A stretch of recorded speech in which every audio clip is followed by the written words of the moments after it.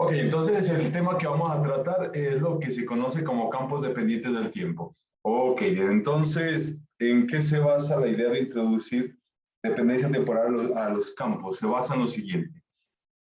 Recuerden que los campos que hemos visto han tenido la característica, tienen la característica de que ellos son independientes del tiempo, son campos estáticos, tanto el campo eléctrico como el campo magnético.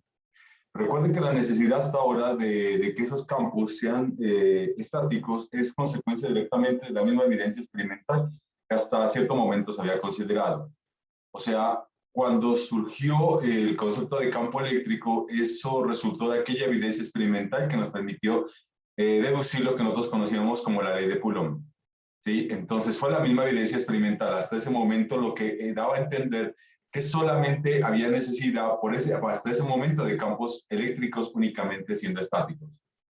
Sin embargo, que cuando se introdujo el concepto de campo magnético, des en cuenta que la misma evidencia experimental pudo determinar que hasta ese momento los campos magnéticos eran dependientes únicamente de la posición y eso lo determinaba a partir de los resultados que derivaron la ley de Biot-Savart.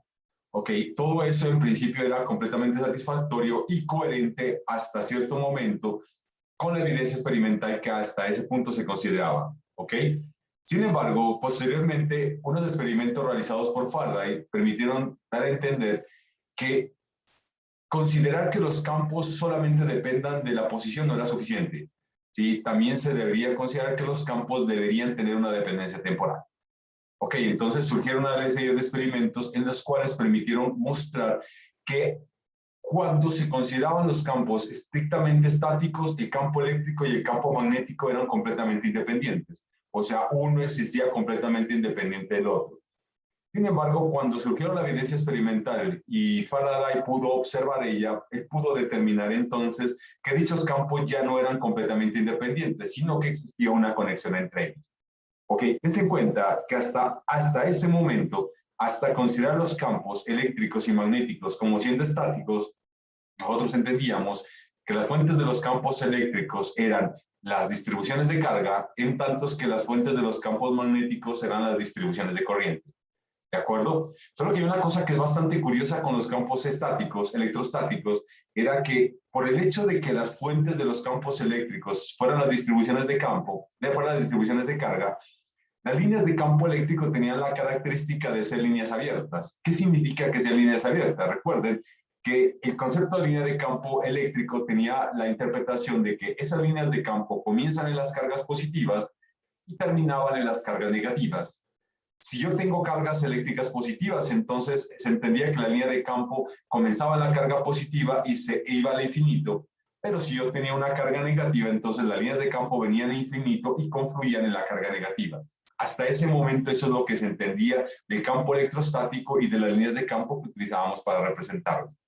Ahora, cuando yo tenía los campos magnéticos, entonces nos pudimos dar cuenta de que la interpretación de ese campo magnético tenía la característica de que su divergencia era cero. Y el hecho de que la divergencia era cero, entonces me daba a entender de que las líneas de campo magnético tienen que ser cerradas necesariamente, pero que sus fuentes eran distribuciones de corriente. ¿Ok? Eso es lo que se tenía hasta ese momento. Sin embargo, lo que pudo observar Faraday es que si yo le doy dependencia temporal a los campos, eso puede cambiar, sobre todo en el caso de los campos eléctricos. ¿De acuerdo? Bueno, eso tiene que ver primero con las observaciones de Faraday. Y segundo, vienen las observaciones de Maxwell. ¿Qué pasaba con las observaciones de Maxwell? Maxwell pudo determinar que hasta ese momento en la cual se formulaba las ecuaciones para el campo eléctrico y las ecuaciones para el campo magnético, ellas permanecían incompletas. ¿Sí? Había necesidad de modificarlas con el propósito de que fueran completamente consistentes. Y entonces la contribución de Maxwell surgió en modificar la ley de Ampère de manera que hubiera una consistencia entre los resultados de Faraday, ¿sí? Y lo que podría dar a entender la misma ley de Ampère. ¿Cómo vamos a darnos cuenta? Vamos a darnos cuenta dentro de poco cómo la coherencia de que tiene la ley de Faraday aparece también en la ley de Ampère. Aun cuando la ley de Faraday todavía lo hemos visto, pero vamos a darnos cuenta de que cuando ese momento aparezca la ley de Faraday, vamos a darnos cuenta de que la ley de Ampère tiene un pequeño término que le está faltando y ese término es lo que corrigió Maxwell. ¿Ok? Eso en principio entonces es lo que resume con lo que conoceríamos posteriormente con el nombre de ecuaciones de Maxwell. ¿Sí? ¿Cuál es la importancia de las ecuaciones de Maxwell? La importancia de las ecuaciones de Maxwell radican en el hecho de que ella permite determinar que las cargas eléctricas se conservan, esa es una. Segunda, que existen ondas electromagnéticas. Y tercero, que la velocidad de propagación de dichas ondas, tanto en el vacío como en medios, lo que llamaremos ópticamente transparentes, es la velocidad de la luz. Entonces, ya el resultado fundamental de las leyes de Maxwell radica en esos tres hechos bastante importantes: conservación de las cargas eléctricas, existencia de ondas electromagnéticas y que velocidad de la propagación de la onda electromagnética es igual a la velocidad de la luz. ¿Sí me entienden a grosso modo, muchachos, la introducción que estoy haciendo? ¿Sí me comprenden? Sí, profe. Sí me entienden ahí. O sea, en otras palabras, la moraleja del asunto es lo siguiente: afirmar que los campos eléctricos y campos magnéticos son solamente estáticos ya no va a ser suficiente. ¿Sí? ¿Sí? Entonces, la misma evidencia experimental nos va a mostrar que la misma evidencia experimental y la coherencia y consistencia de las ecuaciones que yo voy a obtener me va a permitir mostrar que ahora los campos necesariamente también deben tener una dependencia temporal.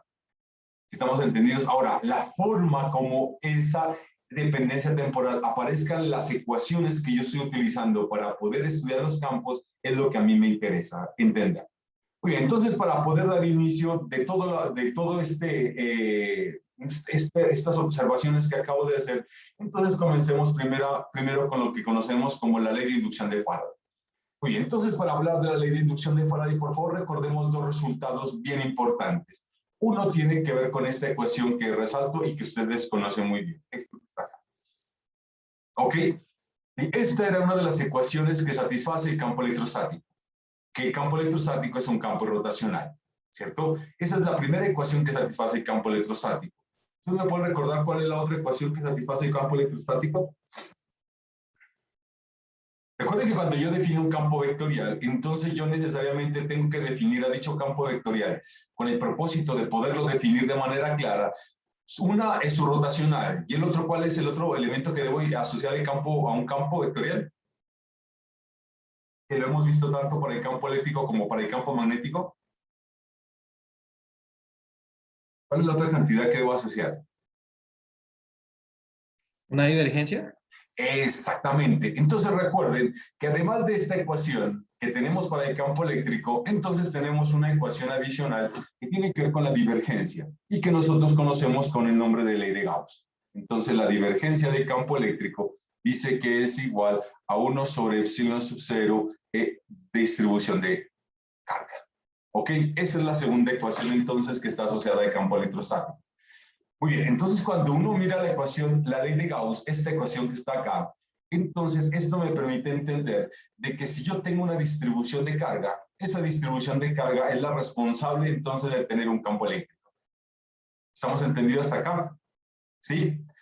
Muy bien. Este resultado que está acá, entonces, que tiene que ver con el rotacional, me da a entender que el campo electrostático es un campo rotacional y como consecuencia de ello, a dicho campo electrostático le puedo asociar un potencial escalar, que es lo que hemos interpretado como siendo el potencial electrostático. Solo que hay una relación equivalente a esta condición, ¿sí? Que tiene que ver con el rotacional del campo eléctrico, que está dada por esta expresión que está aquí, ¿sí? ¿Sí? Esta expresión que está acá. Des en cuenta que el rotor del campo eléctrico es equivalente a esta expresión que lo escribo en forma integral que se conoce como la circulación del campo eléctrico. ¿Sí? Entonces lo que me da a entender es lo siguiente, que la circulación del campo eléctrico a lo largo de una trayectoria cerrada dice que es igual a cero. ¿Entendido, muchachos? Esos primeros resultados que yo tengo, sobre todo los dos resultados que tengo que ver con el rotacional y con la integral de trayectoria. ¿Está claro hasta acá?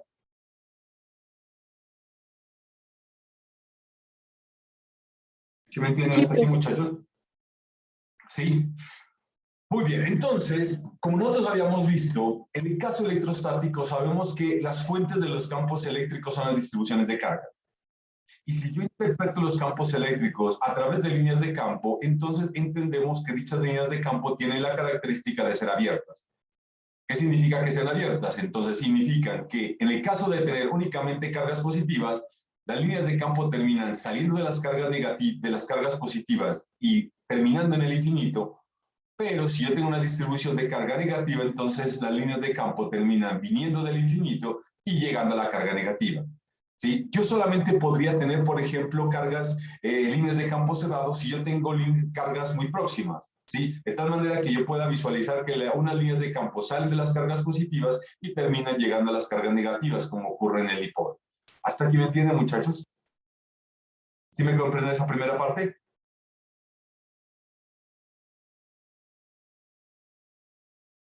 Sí, profe. Estamos bien. ¿Qué es lo que tiene que ver este resultado con los experimentos de Faraday? Pues los experimentos de Faraday permitieron determinar que es posible, ¿sí?, encontrar campos eléctricos, ¿sí?, que satisfacen la condición de que la circulación de dicho campo eléctrico a lo largo de una trayectoria cerrada es diferente de cero. Entonces, eso es lo que me da a entender la evidencia experimental debido a Faraday.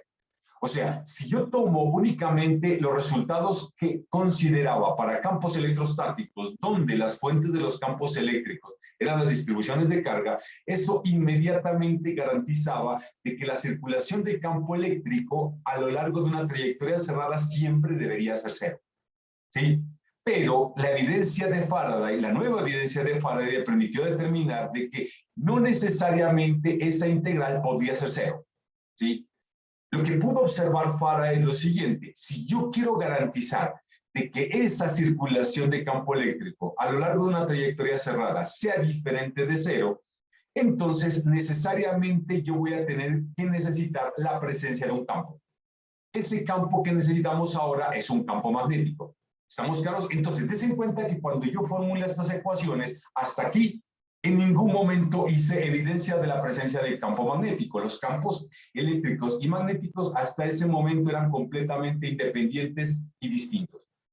Solo que entonces la evidencia de Faraday, o la evidencia que le permitió llegar a Faraday a su conclusión, es que ahora, si yo combino de una u otra forma el campo magnético, entonces eso me podría garantizar de que yo obtenga una circulación de campo eléctrico diferente de cero. ¿Sí me hago entender, muchachos? ¿Sí me entienden lo que estoy mencionando hasta ahora?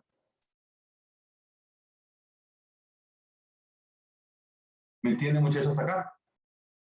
Sí, profe. Sí, eso está claro. Muy bien. Entonces, como les dije, Faraday lo que afirmaba era eso. Yo puedo tener ese tipo de integrales diferentes de cero, solo que para poder tener esa integral diferente de cero, yo necesitaría la presencia de un campo magnético. Pero ¿en qué condiciones necesito un campo magnético? Necesito las condiciones son de siguiente forma. Yo necesito calcular ese flujo de ese campo magnético. Si me hago entender, a través de la trayectoria cerrada por la cual estoy calculando la circulación del campo eléctrico. ¿Sí?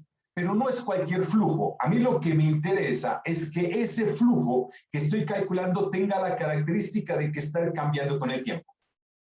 ¿Sí me hago entender? Entonces, de una manera bastante clara, y eso es lo que da a entender Faraday, es lo siguiente: que el campo eléctrico que va a aparecer cuando yo calcule la circulación a lo largo de esa trayectoria, o sea, cuando yo calcule esta integral, ese campo va a ser consecuencia, ¿sí?, de un cambio en el flujo del campo magnético, ¿sí me hago entender?, a través de la superficie limitada por la trayectoria a lo largo de la cual yo calculo la circulación.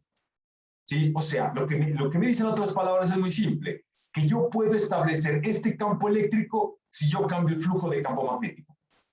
¿Sí me entiende lo curioso entonces de la afirmación de Faraday? O sea, lo que me está diciendo en pocas palabras Faraday es lo siguiente: que yo puedo establecer un campo eléctrico si yo garantizo que el flujo de campo magnético esté cambiando con el tiempo.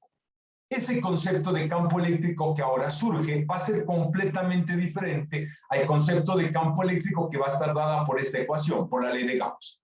Por favor, muchachos, ¿me entienden lo que estoy queriendo mencionar? ¿Sí me entienden, muchachos? Por eso quiero saber si está claro. ¿Si está claro o no está claro? ¿Está confusa la idea?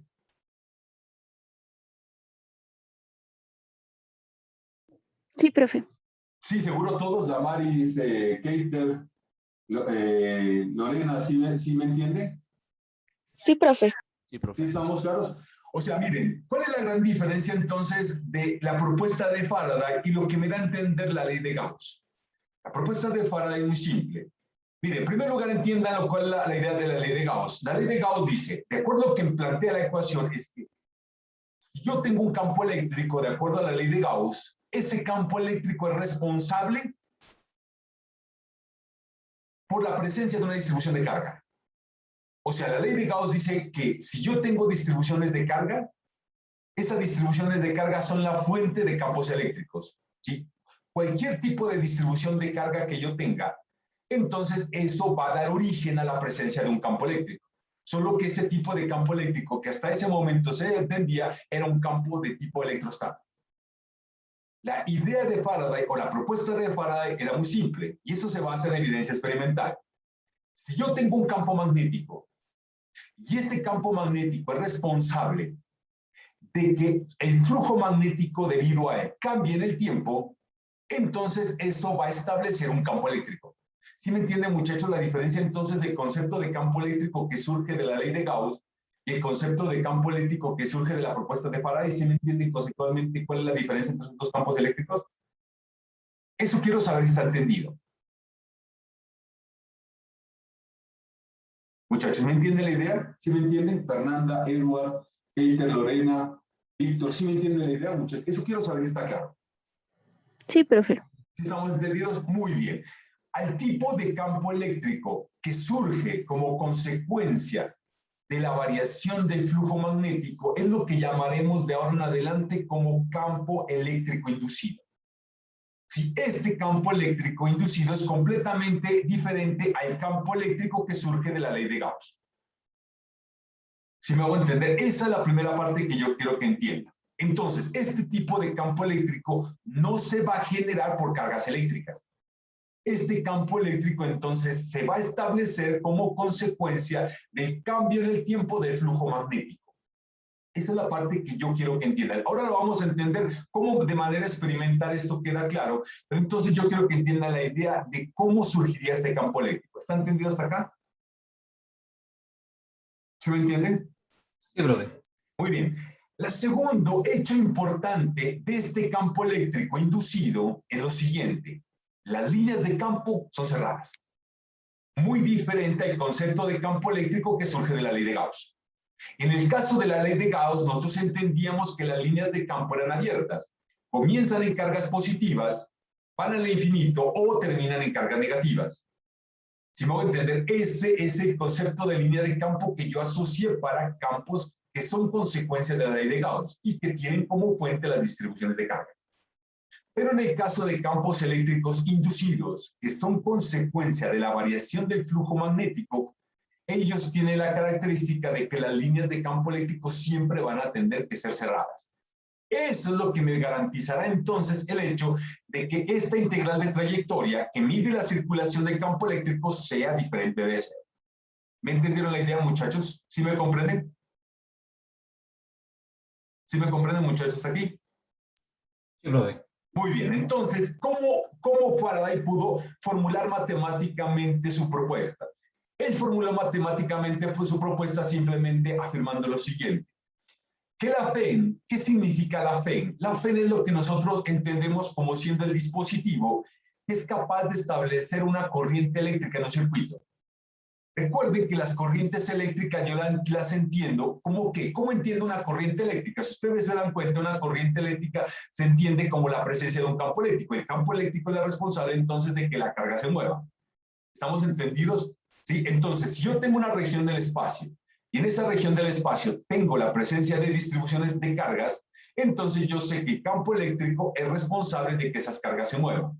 Pero si yo tengo un conductor y ese conductor tiene cargas libres, entonces en el momento en que yo coloco ese conductor a un campo eléctrico, entonces yo sé que esas cargas se van a mover. Y ese movimiento de cargas es lo que interpreto como siendo corrientes. ¿Me comprenden, muchachos, acá? ¿Sí me entienden eso que estoy planteando? Bueno, esos son conceptos que ustedes ya la conocen, simplemente que les estoy queriendo mencionar. ¿Me comprenden hasta aquí, muchachos? Sí, profe. Muy bien. Ahora una pregunta. Si yo tengo un conductor, ¿yo cómo podría establecer un campo eléctrico en un conductor? ¿Alguien tiene alguna idea? Y se parte mucho de los elementos que hemos introducido. Por ejemplo, imaginen que tengo este segmento que está aquí. Voy a dibujarlo así. Imaginen que tengo este segmento de alambre, este segmento de alambre que está aquí. yo quiero establecer una corriente en este segmento. Entonces, ¿qué es lo que debería hacer para que la corriente se establezca en ese segmento? Yo me doy cuenta y entendí conceptualmente que la corriente se debe a la presencia de un campo eléctrico. El campo eléctrico interactúa con las cargas y como consecuencia de interacción, entonces las cargas se mueven. Pero entonces, ¿qué es lo que debo hacer entonces para poner en movimiento las cargas en ese conductor de tal manera que yo establezca una corriente? Establecer una diferencia potencial. Exactamente, muy bien. Ustedes aprendieron que yo tengo una relación entre campo eléctrico y diferencia de potencial. Si ustedes tienen un campo eléctrico y una diferencia de potencial, pues simplemente ustedes entienden que la conexión que existe entre esos dos elementos es esta. La diferencia de potencial, pues simplemente es igual a menos A hasta B del campo eléctrico. ¿Sí estamos de acuerdo? ¿Sí estamos de acuerdo, muchachos? ¿Se ha entendido? ¿Sí me hago entender hasta aquí? Sí, profe. Entonces, si yo te establezco una diferencia de potencial entre esos dos puntos, esa diferencia de potencial entre esos dos puntos, entonces, establece un campo eléctrico en el conductor, y ese campo eléctrico en el conductor es el que termina interactuando con las cargas y provocando que dichas cargas se muevan, o sea, en otras palabras, estableciendo una corriente en ese conductor. Si ustedes tienen un circuito, por ejemplo, un circuito cerrado, si me hago entender, si quieren establecer una corriente en ese circuito cerrado, ustedes lo que tienen que tener en este caso es una FEN. ¿Cuál es la FEN más sencilla que ustedes tienen? Pues una batería. La batería es el ejemplo más simple de una FEN. ¿Sí me hago entender? Entonces, esa FEN es la responsable de establecer, ¿sí?, la corriente en el dicho circuito. O en otras palabras, la FEN es la responsable de establecer una diferencia de potencial de manera que se establezca la corriente en el circuito. Y ustedes saben que dicha corriente en el circuito yo la entiendo como si fuera un campo eléctrico presente en el circuito, de tal manera que ese campo eléctrico interactúa con las cargas del conductor y ponen en movimiento las cargas en el conductor. Y ese movimiento es lo que nosotros entendemos como siendo la corriente. ¿Me comprenden, muchachos, eso? ¿Eso está claro? Sí, profe. ¿Sí? ¿Me comprenden hasta acá? Sí, o sea, en otras palabras, en el caso más sencillo es una cosa así. A ver, voy a quererme dibujar un circuito bastante simple. Entonces, voy a dibujar esto así, esto así, esto así. Upa.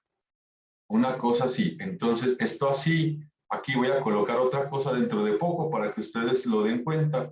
Esto así. Bueno, aquí suponga que eso está.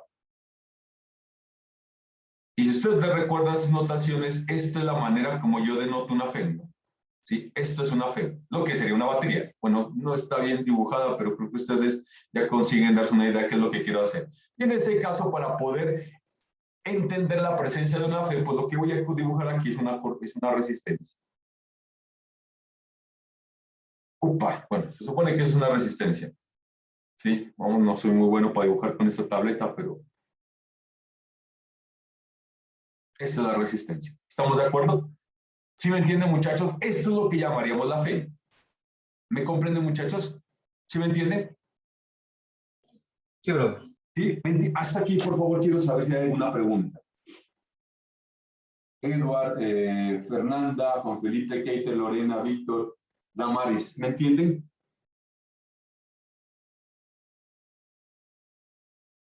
Sí, profe, de acuerdo. ¿Sí estamos de acuerdo? Ok. Entonces, ya que la FEM yo la interpreto como siendo una diferencia de potencial, y en este caso, esa diferencia de potencial, entonces me permite establecer un campo eléctrico, y ustedes se dan cuenta de que campo eléctrico yo lo entiendo como la conexión a partir de esta relación que está acá. Entonces, si yo tengo una trayectoria cerrada, la FEM a la cual estoy refiriendo, matemáticamente entonces la entiendo como si fuera esto que está acá. ¿Me comprenden, muchachos? ¿Sí me entienden? ¿Sí? De esa manera entonces como yo voy a definir la FEM. Entonces lo que me decía Faraday es lo siguiente, que yo puedo establecer una FEM en un circuito, si me hago entender, ¿sí? O sea, cuando yo hablo de FEM significa que tengo el campo. Esa parte quiero que quede clara. O sea, si yo tengo un campo eléctrico, significa que establezco una FEM. Y si establezco una FEM, significa que tengo una corriente. ¿Sí me entienden ese juego de palabras? Muchachos, esa parte quiero que quede clara. ¿Sí me comprenden?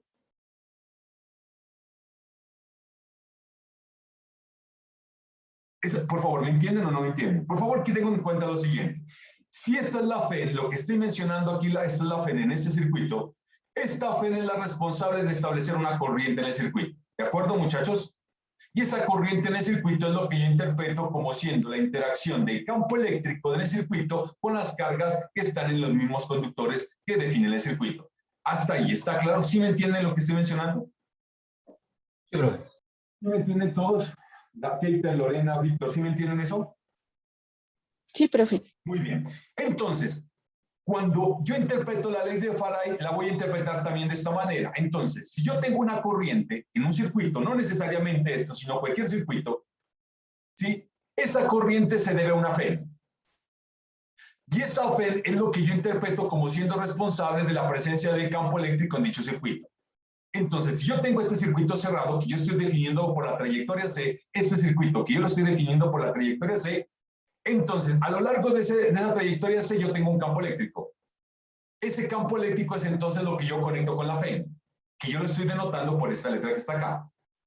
Y esta FEN entonces es la que yo entiendo que es la que es responsable de la corriente que está generándose en el circuito.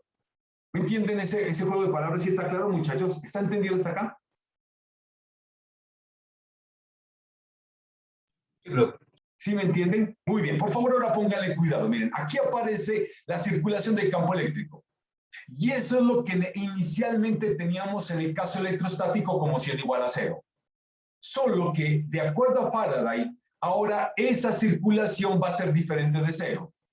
Y para que sea diferente de cero, lo que va a tener que cambiar en el tiempo es esto, el flujo magnético. ¿Sí? Eso es lo que va a tener que cambiar. Eso es lo que yo voy a tener que exigir ahora para poder tener un campo eléctrico inducido en una cierta trayectoria cerrada. ¿Entendido, muchachos? ¿Sí me entienden entonces cómo matemáticamente se formula esta expresión que está acá, que es lo que llamaremos de ahora en adelante como la ley de Faraday? ¿Sí, sí me entienden? ¿O no? Por favor, si no está claro, por favor pregunten, tranquilo.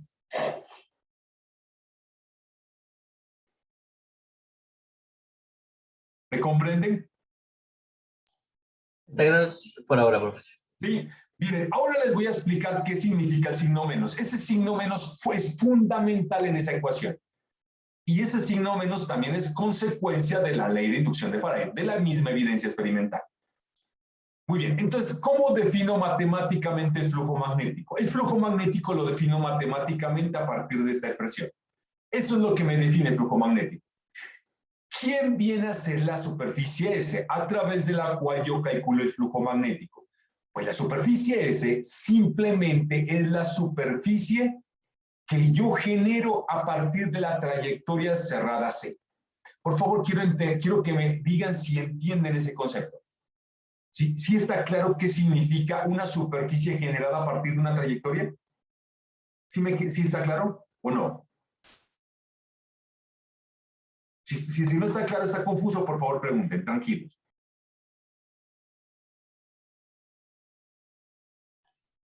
Es claro, profe. ¿Sí? ¿Todos me entienden eso? Damaris, Fernanda, Juan Felipe, Keiter, ¿sí me entienden lo que significa? Que esta superficie es la superficie que se genera o que yo obtengo a partir de esa trayectoria. ¿Sí me entienden qué significa eso? Sí, profe. ¿Sí? ¿Todos? ¿Seguro todos lo entienden?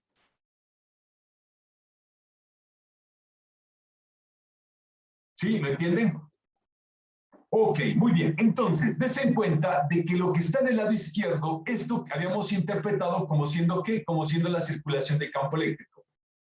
Muy bien, una pregunta que yo les voy a hacer. Quiero que miren esa ecuación y quiero que imaginen que a esa ecuación la multiplican por una cantidad. La voy a colocar aquí y luego la voy a borrar. Esta cantidad que está aquí. Imaginen que esta ecuación la voy a multiplicar por esto. Espérense, a ver. Esta cantidad, Q, carga. Imaginen que multiplico esa ecuación por la carga.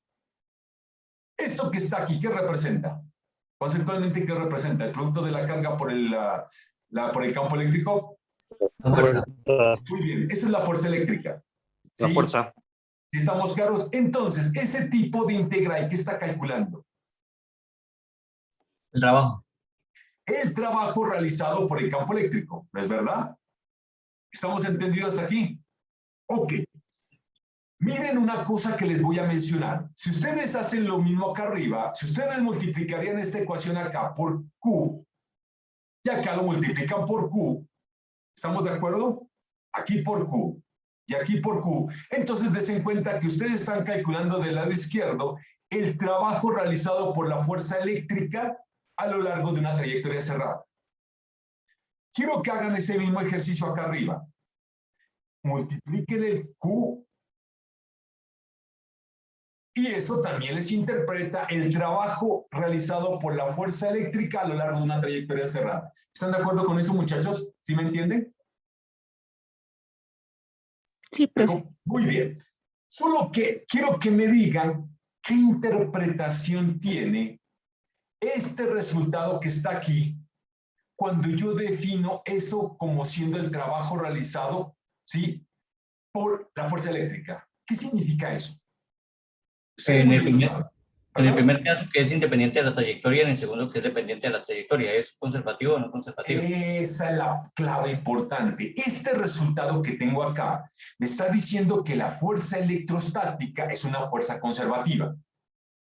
O en otras palabras, ahora, si ustedes lo borran, este término lo borran, este Q lo borran, lo que ustedes tienen ahí sería el trabajo por unidad de carga. ¿Sí se dan cuenta, muchachos? Y ese trabajo por unidad de carga es lo que ustedes interpretan como siendo el campo eléctrico. Entonces, decir que el trabajo por unidad de carga es el campo eléctrico, esa ecuación me está dando a entender que el campo eléctrico, en ese caso electrostático, es conservativo. ¿Están de acuerdo con eso? ¿Sí me entienden? ¿Sí me entienden la interpretación que yo le doy a esa ecuación? Sí, profe. Sí, profe. Muy bien. Pero acá, el campo eléctrico inducido, dado el hecho de que eso ya no es igual a cero, me está dando a entender de que ese campo eléctrico ese campo eléctrico inducido ya no es conservativo. ¿Se entiende la diferencia entonces? ¿Cómo puedo entender más lo que es un campo eléctrico inducido y lo que es un campo electrostático consecuencia de la ley de Faraday, de la ley de Gauss? ¿Sí me entienden ahora otra diferencia que tienen esos campos? Sí, profe. ¿Sí me entienden esa diferencia ahora? Entonces, el campo electrostático es un campo conservativo. El campo eléctrico inducido, teniendo en cuenta este resultado, me da a entender de que ya no es un campo conservativo. ¿Ok? Porque me doy cuenta de que esta expresión que está acá, esta expresión que está aquí, esta que voy a colocar aquí, que yo la entienda ahora como siendo el trabajo por unidad de carga, ¿sí? Eso es diferente de cero. Y si es diferente de cero, ese campo eléctrico no tiene nada que ver con el campo electrostático que es consecuencia de la ley de la ley de Coulomb. Por favor, ¿entendido hasta acá?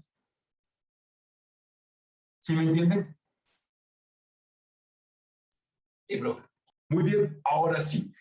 Utilizando esta expresión, esta ecuación que está acá, ¿qué es lo que define el flujo de campo magnético? Reemplazándola en esta ecuación de acá arriba, entonces yo ¿cómo escribo la ley de Faraday? La ley de Faraday, entonces de ahora en adelante la voy a entender así, miren, así la voy a entender. ¿Sí? Entonces recuerden que el lado izquierdo es lo que yo estoy interpretando como siendo la FEN. Esa FEN es debido a un campo eléctrico. Ese campo eléctrico es lo que hemos llamado un campo eléctrico inducido. Entonces la FEN, consecuencia de ese campo eléctrico inducido, es lo que nosotros llamamos una FEN inducida. Esa FEN inducida entonces será responsable de establecer una corriente en el circuito C. A esa corriente es lo que nosotros interpretamos como siendo una corriente inducida. Ese lado izquierdo me dice que yo puedo tener una FEN inducida o equivalentemente una corriente inducida en un circuito o equivalentemente un campo eléctrico en un circuito C, simplemente exigiendo de que el flujo magnético cambie en el tiempo. Si yo garantizo que ese flujo magnético cambie en el tiempo, entonces yo voy a tener ese campo eléctrico inducido, o lo que es lo mismo, la FEN inducida, o también la corriente inducida. ¿Sí me entienden entonces cómo leo esta ecuación? ¿Sí me entendieron esa lectura que le hice a esa ecuación, muchachos?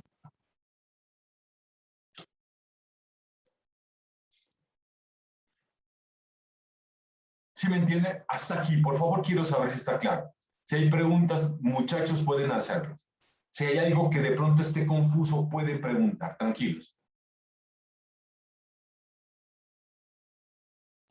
Sin preguntas por ahora, profe. ¿Me entienden, Damaris, Fernanda, Juan Felipe, Keiter, Lorena, Víctor, William? ¿Me comprenden hasta acá?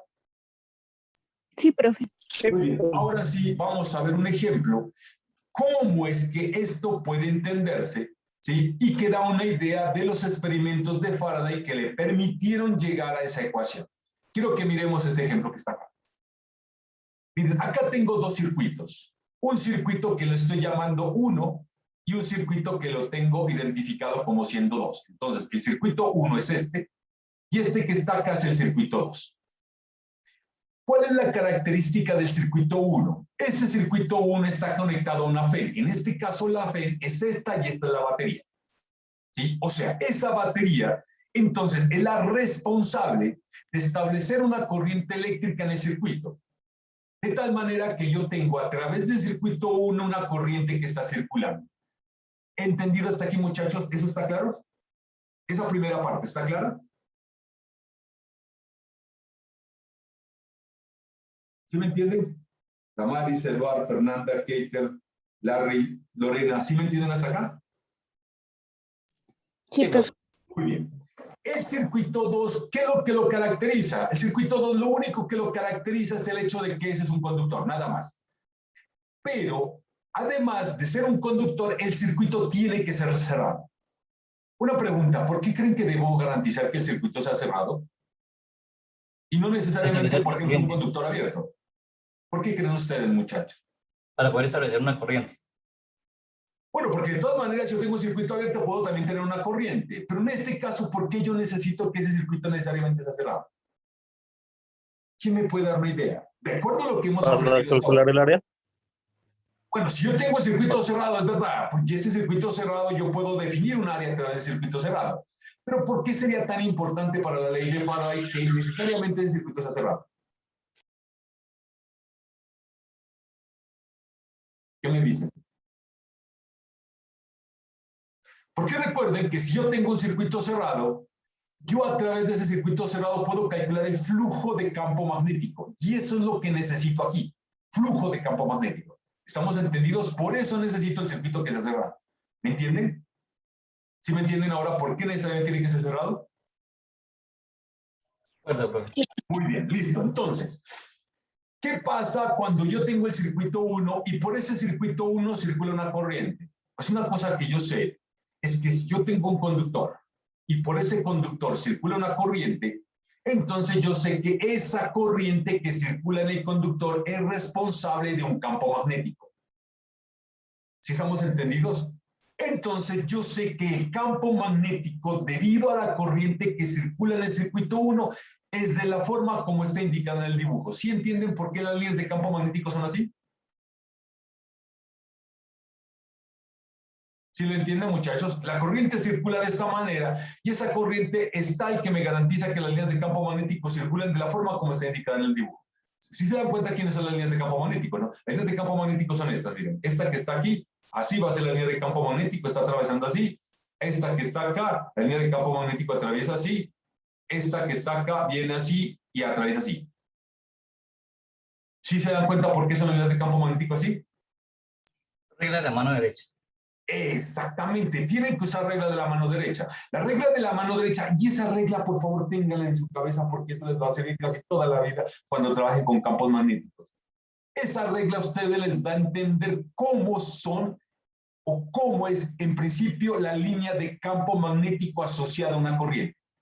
Pregunta, imaginen que tengo un conductor así, así. No olviden, nunca olviden, por favor, esto nunca lo olviden, las líneas de campo magnético siempre son cerradas. Si yo tengo ese conductor y por ese conductor está circulando una corriente así, así, de esa manera está circulando de abajo hacia arriba, de acuerdo a la regla de la mano derecha, ¿cómo son las líneas de campo magnético? ¿Cómo es que deben ser? Alrededor de la línea, ¿no quedaría? Exactamente, tienen que ser círculos concéntricos con el conductor. Sí, tienen que ser círculos concéntricos. Si ustedes miran el conductor desde arriba y dibujan con un punto, imaginen que con un punto lo dibujan, Entonces, las líneas de campo magnético deben ser así deben ser. Y acá colocado el puntico que indica la corriente. Entonces, acá la corriente la voy a indicar con ese puntico. Ese puntico entonces me está dando a entender que la corriente está saliendo de ese plano.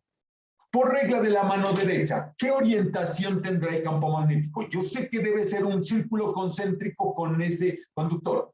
En ese caso, esa va a ser la línea de campo magnético. La pregunta, la orientación, tiene que ser, para la orientación que yo estoy indicando ahí, tiene que ser en el sentido horario o en el sentido antihorario.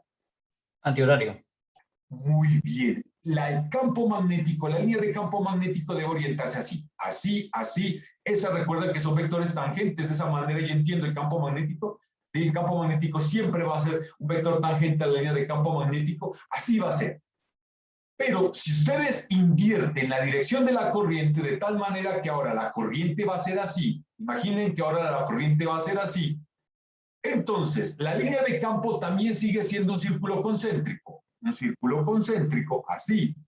Solo que ahora yo interpreto la corriente como siendo vista desde arriba, algo así, miren, creo que ustedes entenderán esta X. Esta X significará que la corriente está entrando. Si esa corriente está entrando, entonces, ¿cómo debe ser la orientación de la línea de campo magnético? ¿Horario o antihorario? Horario. ¿Todos de acuerdo que tienen que ser así? Así, de esta manera, entonces, tiene que ser la orientación del campo magnético. Así debe orientarse la del campo magnético. ¿Sí me entienden eso, muchachos? ¿Está claro hasta aquí? Sí, profe. ¿Sí? Muy bien. Ahora sí, ustedes se dan cuenta que ustedes tienen una línea de campo, un conductor, y los círculos son concéntricos. Entonces, es como si tuvieran un tubo, es como si tuvieran un alambre, y alrededor las líneas de campo se comportan como si fueran tubos concéntricos, con ese conductor. Si ustedes quieren entender las líneas de campo de por ejemplo, de este circuito cerrado que está acá, pues simplemente cojan el alambre y tuérzanlo. En el momento en que ustedes tuercen el alambre, tuercen las líneas de campo. Si me hago entender, en este caso las líneas de campo ahora van a ser próximos al alambre, van a ser círculos concéntricos, próximos al alambre. Pero ya un poco más alejado, las líneas de campo comienzan a abrirse y tienden esta característica que está indicada en el dibujo. ¿Sí me entienden, muchachos, por qué es que yo interpreto las líneas de campo de este conductor de esa manera? ¿Sí me entendieron ahora? Sí, profe. ¿Sí me entendieron? Lorena, Fernanda, ¿sí me entiende? Damari, ¿sí me entienden? Víctor, ¿está claro hasta ahí? Sí, profe.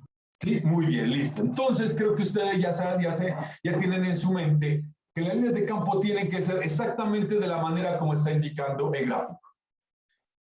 Lo que quiero preguntarles es lo siguiente: ¿qué condiciones se deben cumplir para que yo pueda tener una fe inducida voy a borrar primero voy a borrar estas líneas para que no nos den tanto problema aquí. Entonces, ya sé que el circuito es el 2, el número 2, ese circuito cerrado. Entonces yo quiero preguntarme, de acuerdo a lo que me dice la ley de Faraday, ¿qué condiciones deberían cumplirse para que en ese circuito 2 se induzca una fe? O en otras palabras, esa fe sea responsable de una corriente inducida. O en otras palabras, que se induzca un campo eléctrico en ese circuito cerrado. ¿Sí me entienden, muchachos, qué es lo que quiero saber? O sea, ¿qué es lo que debo exigir para que se establezca un campo eléctrico, una fe o una corriente en ese circuito cerrado? ¿Qué es lo que debo hacer? Y para ello simplemente miro la interpretación de Faraday. De acuerdo a la ley de Faraday, yo lo que necesito es que cambie el flujo magnético a través del circuito 2. ¿Cómo yo entiendo el flujo magnético? Si ustedes miran la definición de flujo magnético dada por la ecuación 2, es lo siguiente. Tienen un campo magnético, tienen una superficie, entonces el flujo magnético se interpreta como siendo las líneas de campo magnético que atraviesan la superficie S. Si yo tengo esta trayectoria cerrada C, esta trayectoria que está acá y esa trayectoria la denotan como siendo, por ejemplo, C, esta trayectoria la denotan como siendo C, esa trayectoria que está aquí termina generando una superficie. La superficie más simple que yo puedo generar a partir de la trayectoria C es este disco que está acá. ¿Sí me entienden, muchachos? ¿Sí estamos claros? ¿Está claro? Ok. Entonces se dan cuenta que de las líneas de campo que son generadas por el circuito 1, muchas de esas líneas de campo atraviesan ese disco. De tal manera que a través de esa superficie yo podría calcular el flujo magnético. Entonces yo puedo decir que si esa trayectoria cerrada C degenera esta superficie, que la voy a denotar o la voy a denotar como siendo S, entonces yo puedo calcular el flujo magnético simplemente como siendo esto, esta integral de trayectoria, esta integral de superficie a través de S. ¿Sí estamos de acuerdo que eso es lo que mide el flujo? Sí. Muy bien. Pero des en cuenta de que hasta aquí lo único que tendría sería flujo de campo magnético. Pero si yo no hago que ese flujo cambie en el tiempo, entonces eso no me va a garantizar que yo consiga inducir una FEN en el circuito C. O en otras palabras, que consiga establecer un campo eléctrico inducido en ese circuito o en esa trayectoria cerrada C. De acuerdo a lo que me dice Faraday, es que yo debo esperar que este flujo que esté aquí cambie en el tiempo. ¿Cómo yo puedo garantizar que ese flujo cambie en el tiempo? Miren que hay varias cosas que puedo hacer. Una, que la corriente que circula en el circuito 1 cambie en el tiempo. ¿Sí están de acuerdo que eso podría producir un cambio en el flujo magnético? ¿Quién me dice? Sí, de acuerdo.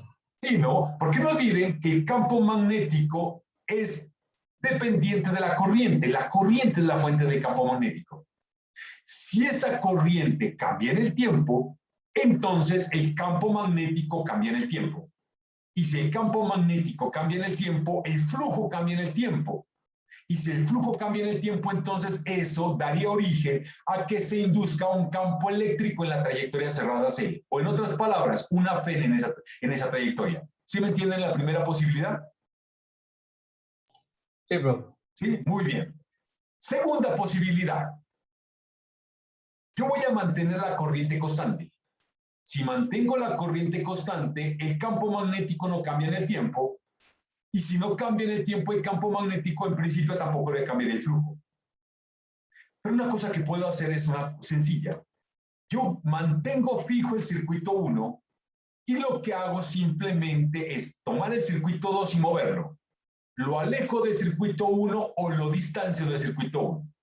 Si hago ese movimiento relativo del circuito 2 en relación al circuito 1, eso me va a establecer otra vez un cambio en el flujo magnético. Y si cambia el flujo magnético, nuevamente inducimos un campo eléctrico en la trayectoria cerrada C. ¿Me entienden esa otra parte? ¿Esa otra posibilidad? ¿Sí me entienden la otra posibilidad, muchachos?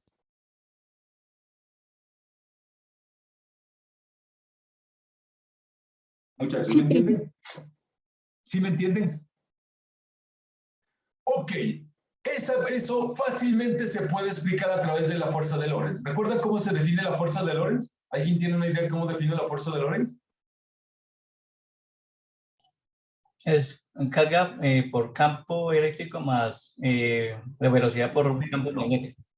Recuerden que en el caso de la fuerza de Lorentz, debido a la presencia del campo eléctrico, se define así. Nunca lo olviden. La fuerza de Lorentz entonces dice así, que la fuerza es igual al producto de la carga por la velocidad con la cual se mueve la carga multiplicado por el campo magnético. ¿Sí estamos de acuerdo con eso? O sea, esa es la fuerza de Lorentz siempre y cuando yo considere solamente la presencia del campo eléctrico. Si tiene una región donde tiene campo eléctrico, también suma la contribución del campo eléctrico. Pero mientras solamente considere campo magnético, esa es la expresión inicial. ¿Me entienden? ¿Sí estamos claros? Sí, profe. Muy bien, ¿cómo yo puedo afirmar de que esta ecuación me explica la presencia de corriente en este circuito? 2. Bueno, muy simple. Recuerden que esta ecuación me está diciendo, lean la ecuación, miren cómo me da a entender la ecuación. Esta ecuación me está diciendo que si yo tengo una región donde tengo campo magnético, para poner en evidencia la presencia de ese campo magnético, yo necesito de una carga eléctrica. Solo que el estado de esa carga debe ser en movimiento. O sea, ese campo magnético se vuelve visible si coloco en esa región de campo magnético una carga que se mueva. O sea, una carga en reposo nunca va a visualizar el campo magnético, pero una carga en movimiento sí. ¿Estamos entendidos? Si este conductor C tiene cargas libres, en el momento que se muevan, van a experimentar la presencia del campo magnético. Y como consecuencia de esa interacción, entonces eso será responsable de que las cargas se muevan a través del circuito. Y ese movimiento de cargas es lo que nosotros entenderíamos como siendo la corriente inducida en el circuito como consecuencia del movimiento del circuito 2 en relación al circuito 1. ¿Sí me entendieron cómo esta ecuación podría explicar la presencia de la corriente inducida en el circuito 2? ¿Sí me entendieron, muchachos? ¿Me entienden eso?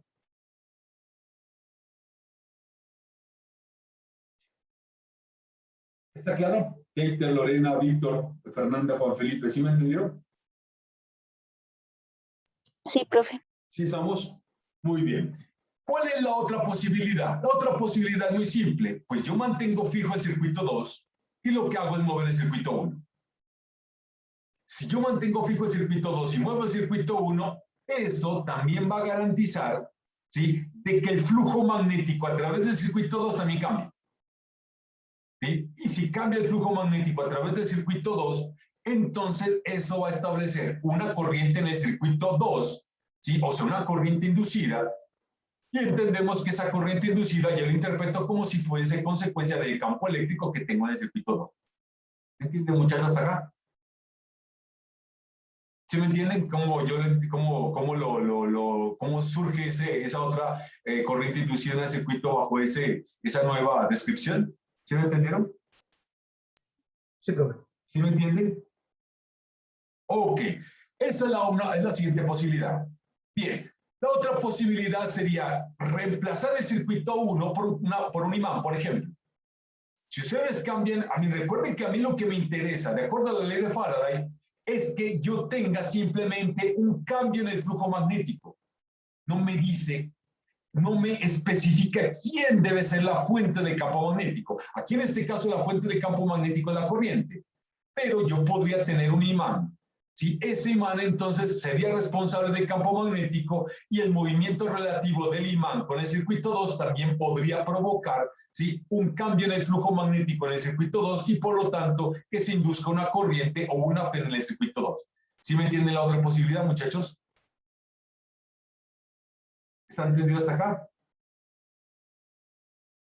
Sí, profe. Muy bien, bien. Y la otra, y esa tal vez es un poco más complicada, ¿sí? Pero pues creo que tal vez es la más visual, es la siguiente, que la forma del circuito 2 o la forma del circuito 1 cambien, más que todo la del circuito 2. Si ustedes cambian la forma del circuito 2, podrían provocar que cambie el área, o sea que en este caso el circuito 2, imaginen que eso fuera un conductor que se estira o se comprime. Si eso se estira o se comprime, entonces eso puede garantizar que el área también cambie.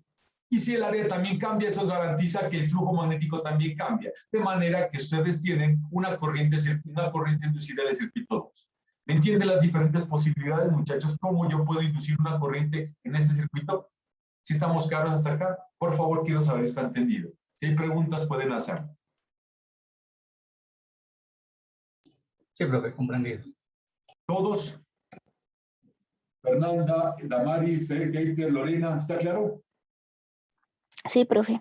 Muy bien. Ahora sí, aquí viene lo más importante. ¿Qué significa el signo menos? Ese signo menos es fundamental. Fundamental por lo siguiente. Quiero que miren lo siguiente. A ver, miren esto. Miren el circuito 2. Miren las líneas de campo. ¿Sí estamos entendidos? Muy bien. Quiero que hacer lo siguiente. Quiero pensar en esto. Quiero trabajar con el hecho de que la corriente en el circuito 1 está cambiando. Solo que esa corriente está cambiando de tal manera que la corriente está aumentando. Si la corriente está aumentando, eso significa que está incrementándose la intensidad del campo magnético. ¿Sí me entienden lo que digo, muchachos? ¿Sí me entienden lo que estoy diciendo? Sí, profe. Muy bien. Si se incrementa la intensidad del campo magnético, eso inmediatamente me da a entender de que eso es responsable de que cambie el flujo magnético a través del circuito 2. Y si eso provoca un cambio en el flujo magnético en el circuito 2, eso va a inducir una corriente en el circuito 2. ¿Entendido hasta aquí? ¿Sí me entienden lo que digo? Los elementos que acabo de introducir, ¿están claros? Voy a borrar algunas cosas para que quede claro hacer unos dibujos aquí. ¿Sí? ¿Está claro hasta aquí, muchachos, lo que acabo de decir? Entonces, miren lo que digo. Yo voy a tomar la corriente como el cambio en la corriente como el responsable de producir un cambio en el flujo magnético. Entonces, yo voy a provocar un cambio en la corriente de manera tal que aumente la corriente en el tiempo. Si aumenta la corriente en el tiempo, incrementa la intensidad del campo eléctrico. Si incrementa la intensidad del campo eléctrico, esto es responsable de cambiar el flujo magnético a través del circuito 2. Y si cambia el flujo magnético del circuito 2, ¿sí? Entonces eso va a ser responsable de inducir una corriente en el circuito 2. Hasta ahí, ¿me entienden? ¿Sí me entienden hasta aquí? Sí, profe. Muy bien. Antes de que el campo magnético cambie la intensidad, ustedes tenían un flujo magnético a través de la superficie generada por la trayectoria cerrada C. ¿Están de acuerdo con eso? ¿Sí? O sea, yo tengo esto que está acá, es la trayectoria cerrada C. ¿Sí? Esta es la trayectoria cerrada C. ¿Sí? Y yo sé que esa trayectoria termina generando una superficie. Las líneas de campo atraviesan la superficie. Por lo tanto, yo tengo un flujo magnético a través de esa superficie. Si yo no cambio el campo magnético de tal manera que no me cambie el flujo, ese flujo mantiene constante. ¿Sí me entienden hasta acá? ¿Hasta ahí está entendido? Sí, profe. Sí, Muy profe. bien. Ahora, si el flujo magnético cambia, ¿sí me hago entender? De manera que ese aumento, el aumento en la corriente, aumenta el campo y aumenta el flujo, entonces eso provoca un cambio en el flujo a través de la superficie generada por la trayectoria cerrada C. De acuerdo a la ley de Faraday, entonces eso va a inducir una corriente en el circuito. El menos se interpreta como la ley de Lenz. Dice, la corriente inducida en el circuito debe ser tal que garantice que el flujo magnético a través de ese circuito se mantenga constante.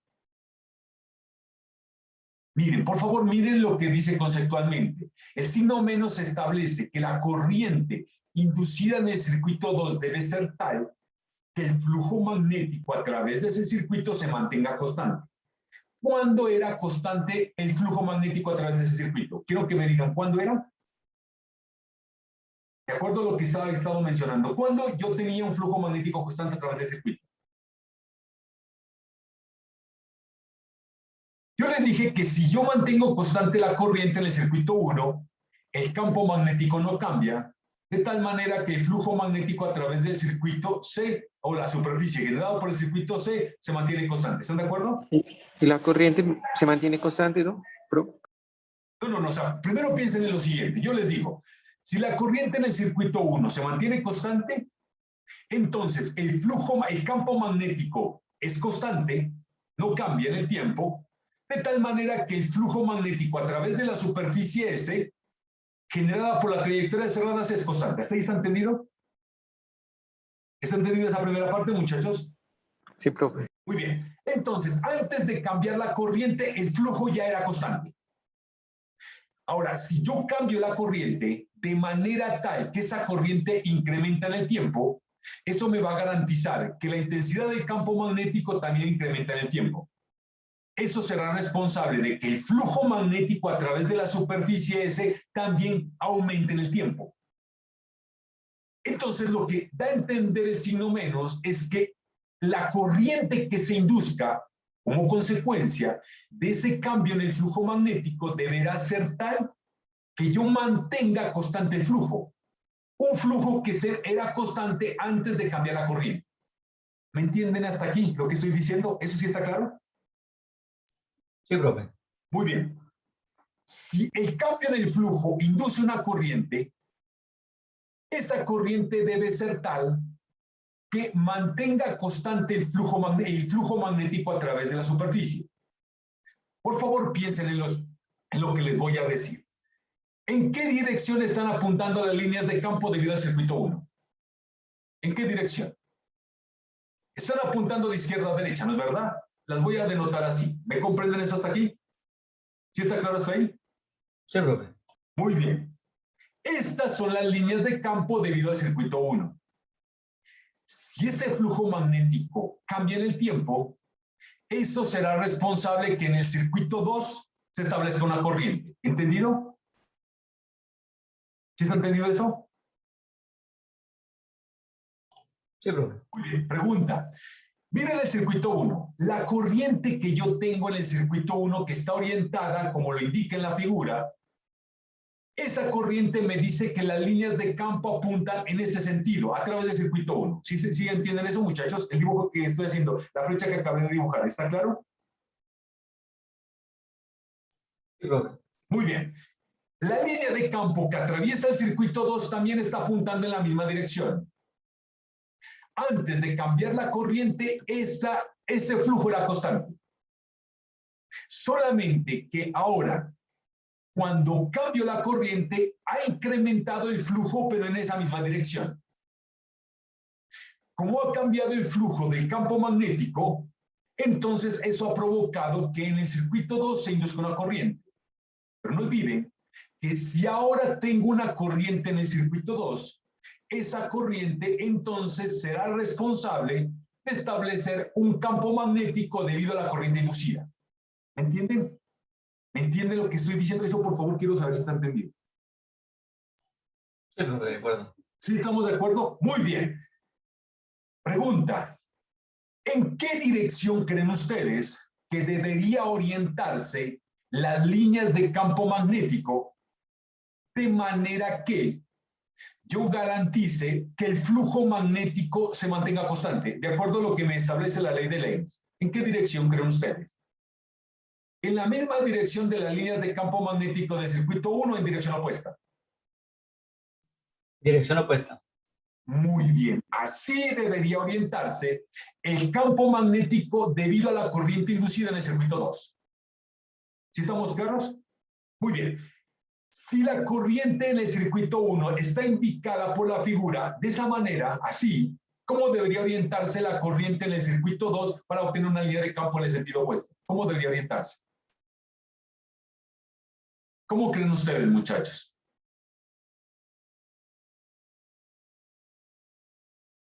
Pues debe orientarse en el sentido opuesto a la corriente que circula en el circuito 1, ¿no? Porque la corriente que circula en el circuito 1 es lo que establece que el campo sea de izquierda a derecha. Y ustedes necesitan que en el circuito 2 el campo magnético sea de derecha a izquierda. En ese caso van a tener que invertir la dirección de la corriente para obtener un campo magnético orientado así. ¿Sí me entienden esas flechas, muchachos? ¿Sí está claro? ¿O no está? Por favor, si no está claro, puedo volverles a explicar. La idea es que quede claro esto que estoy mencionando. ¿Entienden, muchachos, aquí o no? Sí, está claro, profe. Sí, me profe. entienden, Damaris, Fernanda, Julio, Kate, Lorena? ¿Sí me entienden? William, Víctor, ¿sí me entienden eso? Todo Sí, claro. profe. ¿Sí estamos Profe. claros? Oh, ¿tiene alguien más alguna pregunta? No, profe, que sí, No, está muy bien. claro. Ahora sí les hago la otra propuesta. Yo también voy a exigir que voy a borrar esta flecha que está acá, voy a borrarla. La que está aquí la voy a borrar. Ahora miren esto.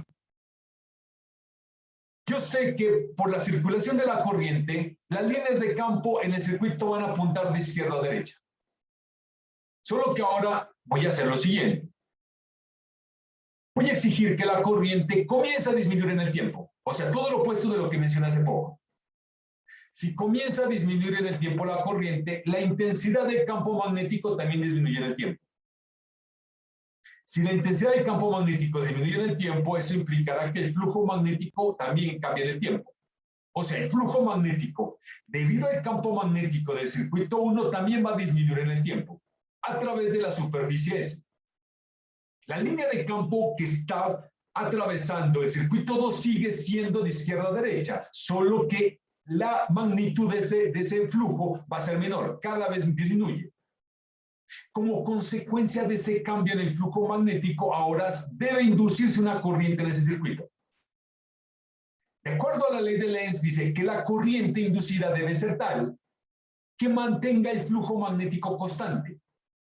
Pregunta, si se induce una corriente en el circuito 2, ¿hacia dónde creen ustedes que debe apuntar el campo magnético para intentar mantener el flujo magnético constante a través de la superficie S? ¿Hacia dónde, muchachos? En la misma dirección del circuito 1. Muy bien, exactamente así.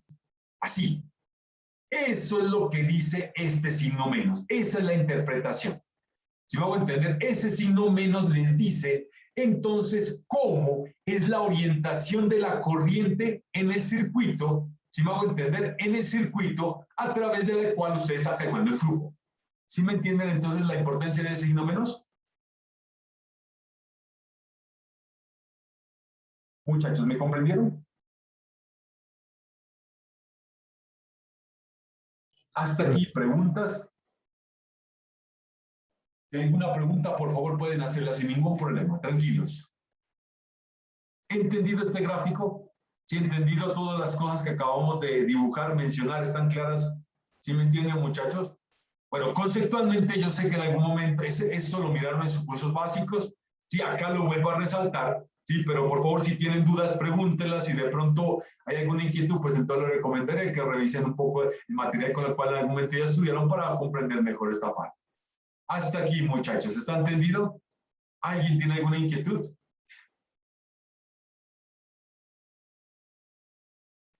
No por ahora, profe. No, seguro, Fernanda, Lorena, ¿está claro? Damaris, ¿está entendido? Sí, profe. Sí, de acuerdo. Muy bien, listo. Hay una cosa interesante, y esto quiero que lo observen, tiene que ver con lo siguiente. Voy a verles esto. Voy a borrar esto. Hay una cosa curiosa, y eso sirve mucho cuando hablemos de energía magnética, ¿sí?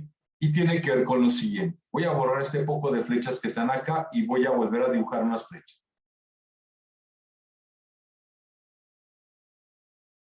Bien. Yo hasta ahora he estado hablando de la ley de Faraday y he estado mencionando de la FEN, ¿sí? O de la corriente que se induce en este circuito 2. ¿Sí estamos de acuerdo?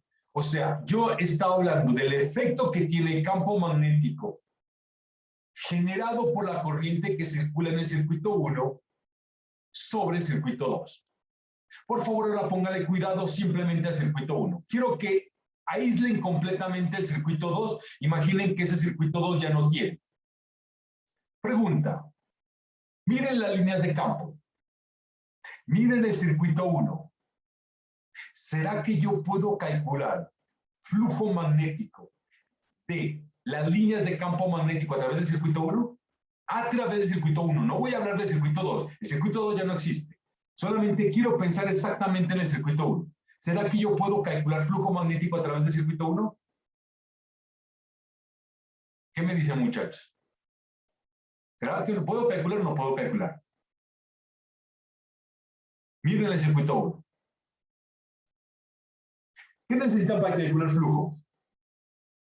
Muchachos, ¿qué necesitan para calcular flujo magnético? Solo el campo y el área. Exactamente, el campo y la superficie. La superficie que es atravesada por las líneas de campo. Si ustedes miran el circuito 1, ustedes se dan cuenta que ese circuito 1 está definido a lo largo de una trayectoria cerrada, ¿no es verdad? ¿Sí lo miran? ¿Todos miran el circuito 1? ¿Se dan cuenta que ese circuito 1 también está definido por una trayectoria cerrada? Sí, profe. Sí, muy bien. Y des en cuenta que ese circuito 1 define una trayectoria cerrada. Lo curioso es que las líneas de campo generadas por las corrientes en el mismo circuito 1 atraviesan la superficie, ¿sí? Generada por la trayectoria cerrada del mismo circuito. ¿Sí se dan cuenta? ¿Sí lo observan, muchachos, eso?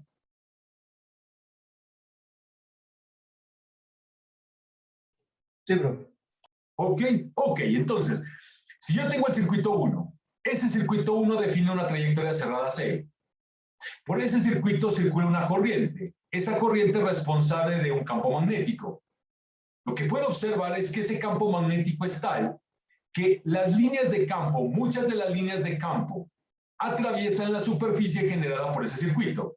O sea, en otras palabras, este elemento que está acá, este elemento que está acá, que hasta ahora lo habíamos utilizado para calcular flujo magnético a través del circuito 2, también lo puedo utilizar para calcular el flujo magnético, ¿sí? A través de la superficie del mismo circuito que genera el campo. ¿Sí me entienden, muchachos, aquí? ¿Sí me entienden lo que estoy diciendo?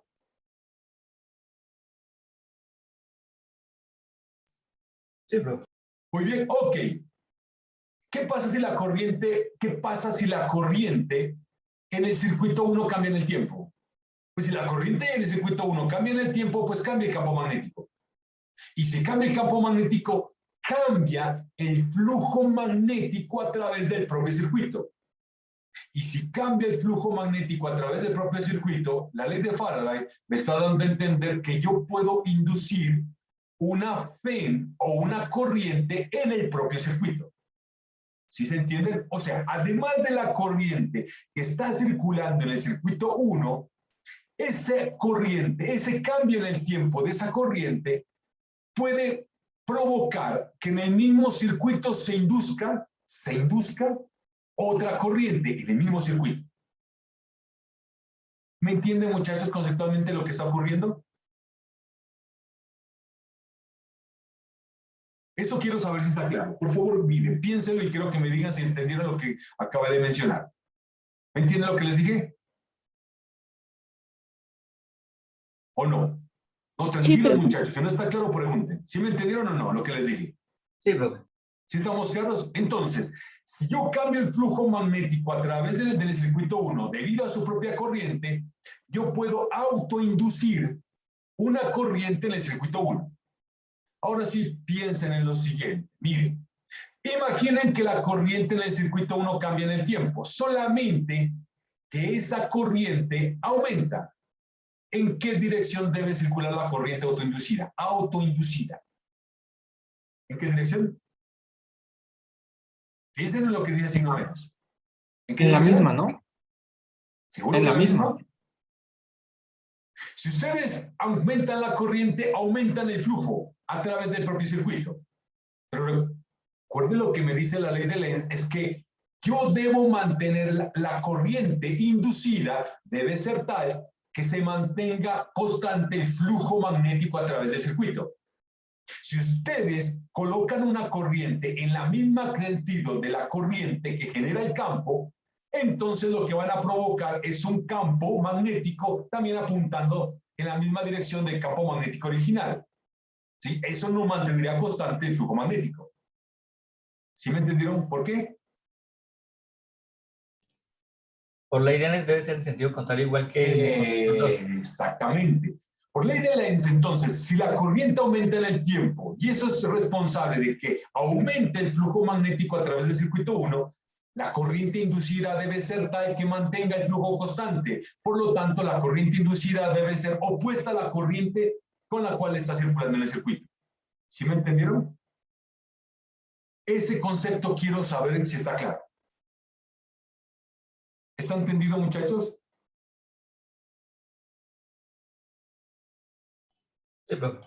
Muy bien, eso es lo que se conoce con el nombre de una corriente autoinducida o también equivalentemente como una FEM autoinducida en el propio circuito. Muy bien, un experimento, bueno, matemáticamente, no experimentalmente, esto lo pueden probar y esto es una cosa que yo quiero que lo demuestren. Si esta es una parte de un problema, bueno, ya la verdad les va a quedar a ustedes para satisfacción. Quiero que demuestren que si esta es la corriente I, es la corriente que circula en el circuito 1, quiero que muestren que el flujo magnético a través del circuito 1 es proporcional a la corriente que circula en el circuito 1, proporcional. Esta constante L, que se conoce como una constante de proporcionalidad, recibe el nombre de autoinductancia del circuito. Esta constante depende de la forma geométrica del circuito. Uno puede probar. Yo quiero que hagan el cálculo y que muestren que ese flujo magnético a través del circuito 1, debido a su propia corriente, es proporcional a la corriente. Y entonces quiero que hagan el ejercicio y muestren qué forma va a tener L en este caso. ¿Sí me entienden? Entonces, en el caso de autoinductancia, la ley de Faraday se escribe así. La FEM, que es lo que me da a entender el lado izquierdo, o en otras palabras, el campo eléctrico inducido a lo largo de la trayectoria cerrada hacia el circuito, que es igual a menos la razón de cambio del flujo magnético, en este caso va a ser igual a menos la derivada temporal del producto de la autoinductancia por la corriente. Si L es constante, como lo es, Entonces creo que fácilmente ustedes concordarán de que esto es igual a esto, ¿no es verdad? Quiero que me digan si esto es cierto. Lo que voy a escribir, pero creo que para todos ustedes es obvio.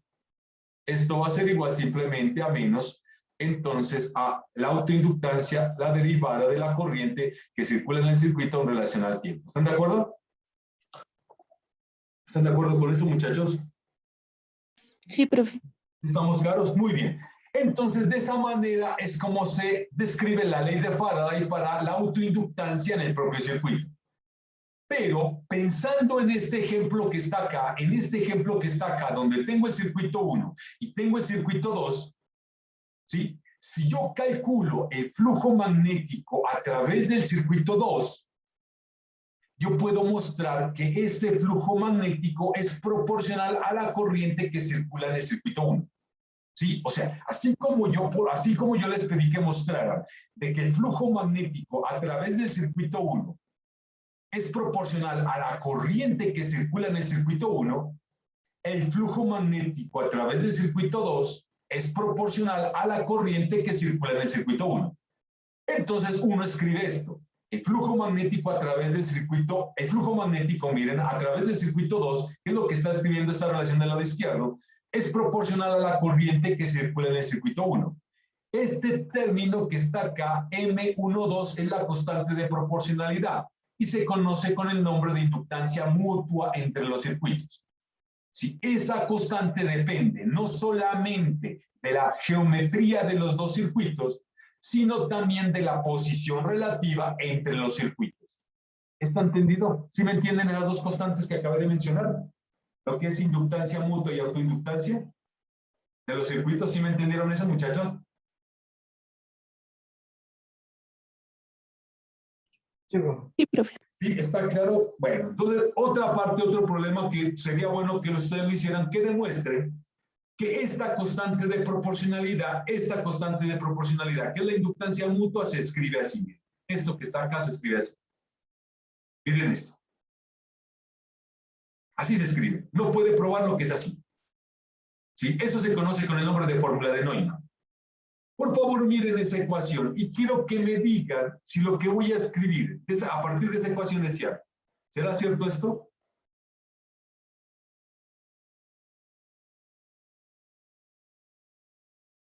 ¿Qué dicen, muchachos? ¿Será cierto o no será cierto?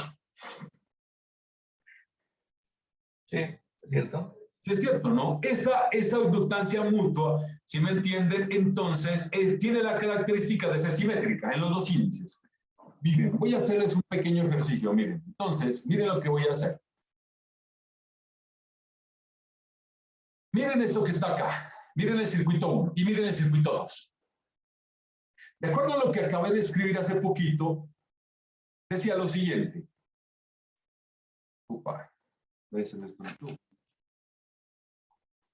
Entonces, de acuerdo a lo que yo escribí hace poco, era lo siguiente. El flujo magnético a través del circuito 2 es igual a M21 y 1. ¿Qué dice esto? Dice que el flujo magnético a través del circuito 2 es proporcional a la corriente que circula en el circuito 1.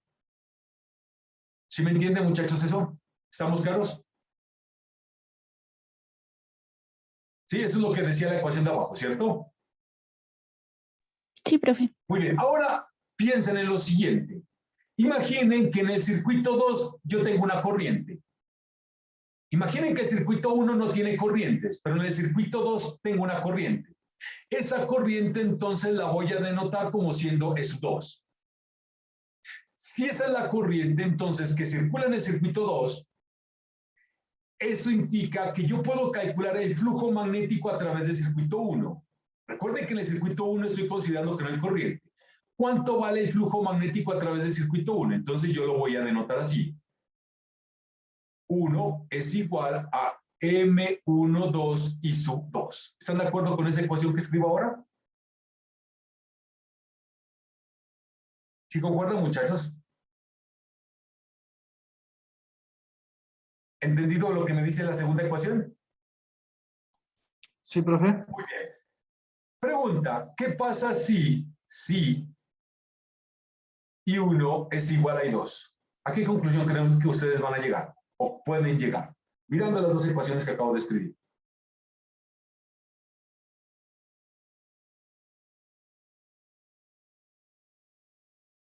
¿Qué creen que ustedes van a tener?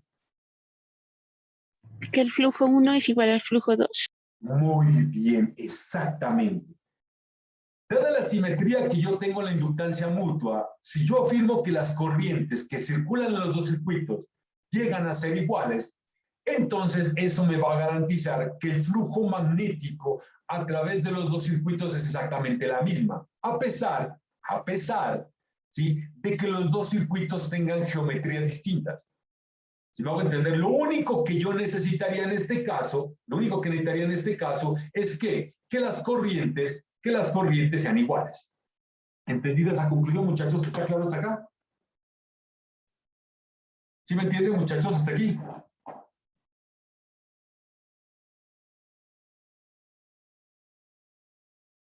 ¿Aló, me escuchan?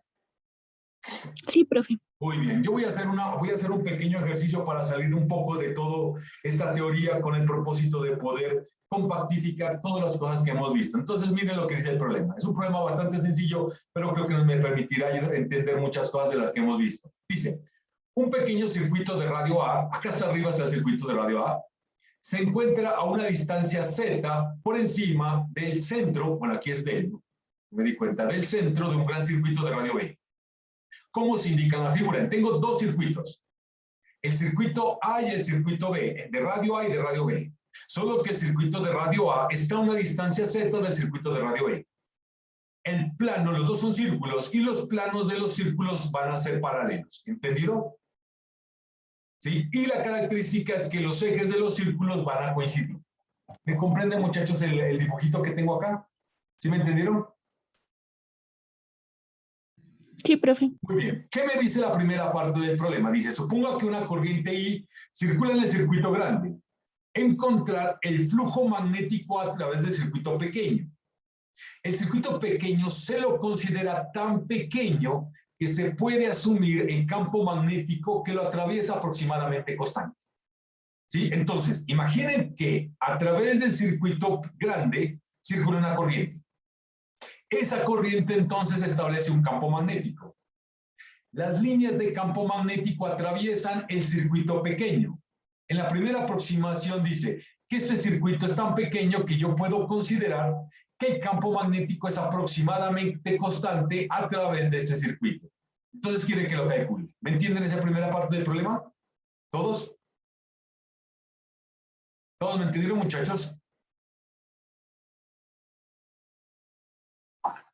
Sí, profe. Muy bien. Entonces, vamos a partir de lo siguiente.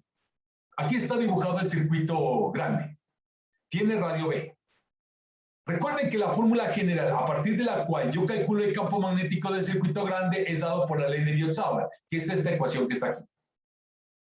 ¿Sí me hago entender? Entonces, voy a llamar I la corriente que circula en el circuito grande. Lo voy a identificar con 1 ese circuito. ¿Estamos entendidos? Entonces, miren lo que tengo. Aquí tengo I la corriente que circula en el circuito grande que hemos identificado con el índice 1. P1 es el campo magnético debido a ese circuito. ¿Qué viene a ser X1? X1 va a representar el vector de posición de este segmento que está acá, del segmento de L1. X2, ¿qué identifica? ¿El vector de posición de quién? El vector de posición del punto donde calculo el campo. ¿Me entienden la notación que tengo en esta ecuación, muchachos? ¿Todos la comprenden? Muchachos, ¿lo entienden? ¿Aló, me escuchan? Sí, profe. Muy bien, ok. Entonces, miren lo que ocurre. Para poder hacer el cálculo, entonces, yo necesito especificar un origen de coordenadas. Y voy a escoger el origen de coordenadas exactamente en el centro del circuito grande, de radio B. Entonces, X1 es el vector que estoy trazando aquí, indica la posición del segmento de L1. X2 indica la posición del punto donde voy a calcular el campo. En ese caso, ese punto es exactamente donde está localizado el circuito 2. De tal manera, entonces, que yo puedo escribir los siguientes vectores. El vector X2 va a ser simplemente ZK, el vector X1, recuerden que se indica la posición del segmento de L1, y de L1 siempre tiene la característica de que la distancia que existe con el centro es igual al radio del circuito grande, que es B. Entonces, vectorialmente, el vector de posición X1 lo voy a representar de esa forma. Y de manera sencilla ya también puedo entender que el diferencial de trayectoria de L1, pues yo lo puedo escribir así. L1 es igual a B de phi por el vector unitario phi. ¿Entendidos estos vectores que acabo de representar? Muchachos, ¿lo entienden?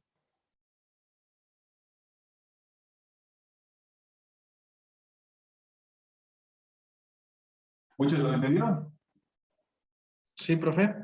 Muy bien. Ahora sí voy a reemplazar esos elementos arriba. Si lo reemplazo arriba, entonces tengo lo siguiente. X2 menos X1, pues simplemente va a ser ZK menos B rho. La magnitud de ese vector, pues simplemente va a ser igual a Z cuadrado más B cuadrado a la 1 medio, que es lo que tengo acá. El producto vectorial de DL1 cruz X2 menos X1, pues simplemente va a ser DL1, que es esto, cruz X2 menos X1, ¿qué es esto? Por favor, quiero que me digan si concuerdan de que ese producto vectorial es esto que está acá. ¿Concuerdan con eso? Claro, muchachos, para todo. ¿Están de acuerdo que ese es el valor correspondiente a ese producto vectorial? Sí, profe. Ok, muy bien. Si es así, entonces, ¿cuánto vale el campo magnético debido a la corriente que circula en el circuito de L1? Esto es lo que nosotros teníamos inicialmente y esto es lo que ha resultado después de que representamos los vectores X2, X1 y DL1. ¿Cuánto vale el campo magnético debido a todo el circuito? Pues el campo magnético debido a todo el circuito, pues simplemente integro. Recuerden que estoy integrando en relación a la variable phi, de manera que la integral en relación a la variable phi para cubrir todo el anillo, pues simplemente va a ser de 0 a 2 pi. ¿Estamos de acuerdo? Si ustedes parten esa integral, pues simplemente tienen este término que está acá. Pregunta, ¿por qué esto vale 0? ¿Por qué ese término vale 0? Integral de 0 a 2 pi de phi y rho. ¿Por qué vale 0? ¿Qué me puede decir? ¿Cuál es la razón por la cual eso vale 0? Recuerden que el vector unitario ρ se expresa, ¿sí? En términos de vector unitario, en términos de la variable phi, así, ¿no? Rho va a ser igual a coseno de phi por i más seno de phi por j. ¿De acuerdo con eso? ¿Es cierto o no es cierto? Sí, profe. Si ustedes integran esto de phi entre 0 y 2 pi, me va a quedar entonces integral entre 0 y 2 pi de esto que está acá de phi. ¿Cuánto vale esa integral entonces? ¿Cuánto vale la integral de coseno de 0 a 2 pi? ¿Cuánto valdría?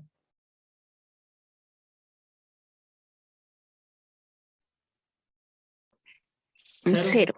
Da 0. ¿Cuánto vale la integral de seno de 0 a 2 pi? 0 también. Muy bien, o sea que esto vale 0. Por eso es que esta integral, esta integral de aquí vale 0. ¿Entendido, muchachos? Muy bien, entonces de aquí tengo lo siguiente. Esto va a ser BK, integral de 0 a 2 pi, de d phi, eso me da 2 pi. De manera que quiero saber si ustedes concuerdan que el valor del campo magnético en un punto representado por el vector de posición X2 vale esta cantidad que está acá. ¿Sí están de acuerdo con ese valor? ¿Concuerdan?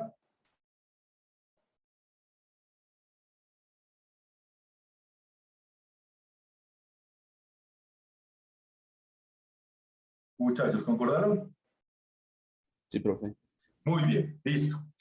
Entonces, voy a calcular ahora, dado que ese es el flujo magnético debido al circuito grande, voy a calcular el flujo magnético, dado que ese es el campo magnético debido al circuito grande, entonces voy a calcular el flujo magnético a través del circuito pequeño.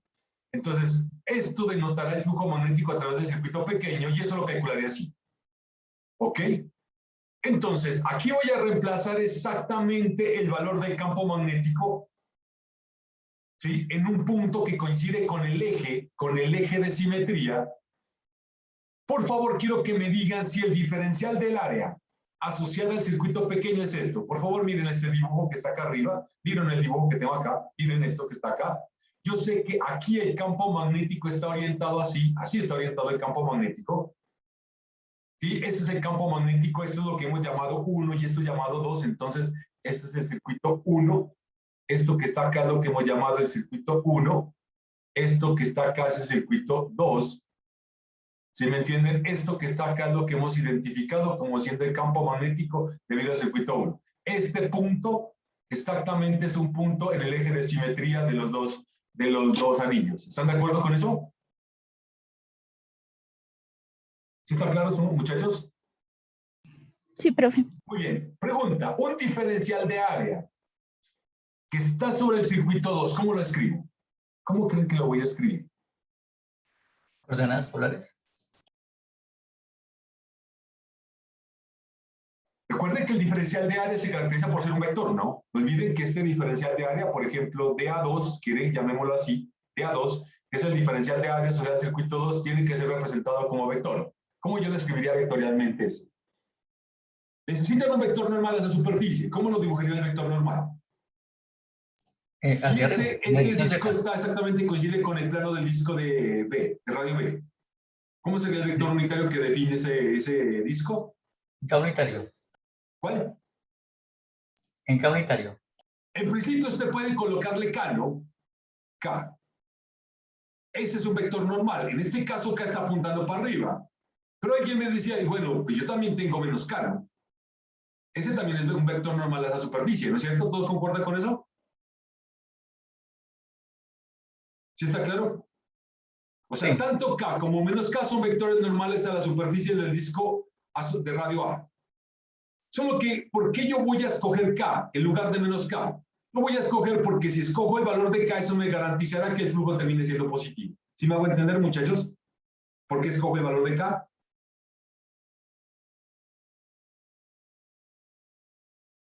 ¿Entienden eso? Sí, señor. Muy bien. Entonces, esto va a ser un diferencial de área. Por eso es que coloco acá abajo esto que está acá. Miren. Aquí coloco esto así. Punto de A por K. ¿Me entendieron por qué coloqué entonces el diferencial de área 2 asociada a la superficie de radio A simplemente como siendo de acá? ¿Entendido, muchachos?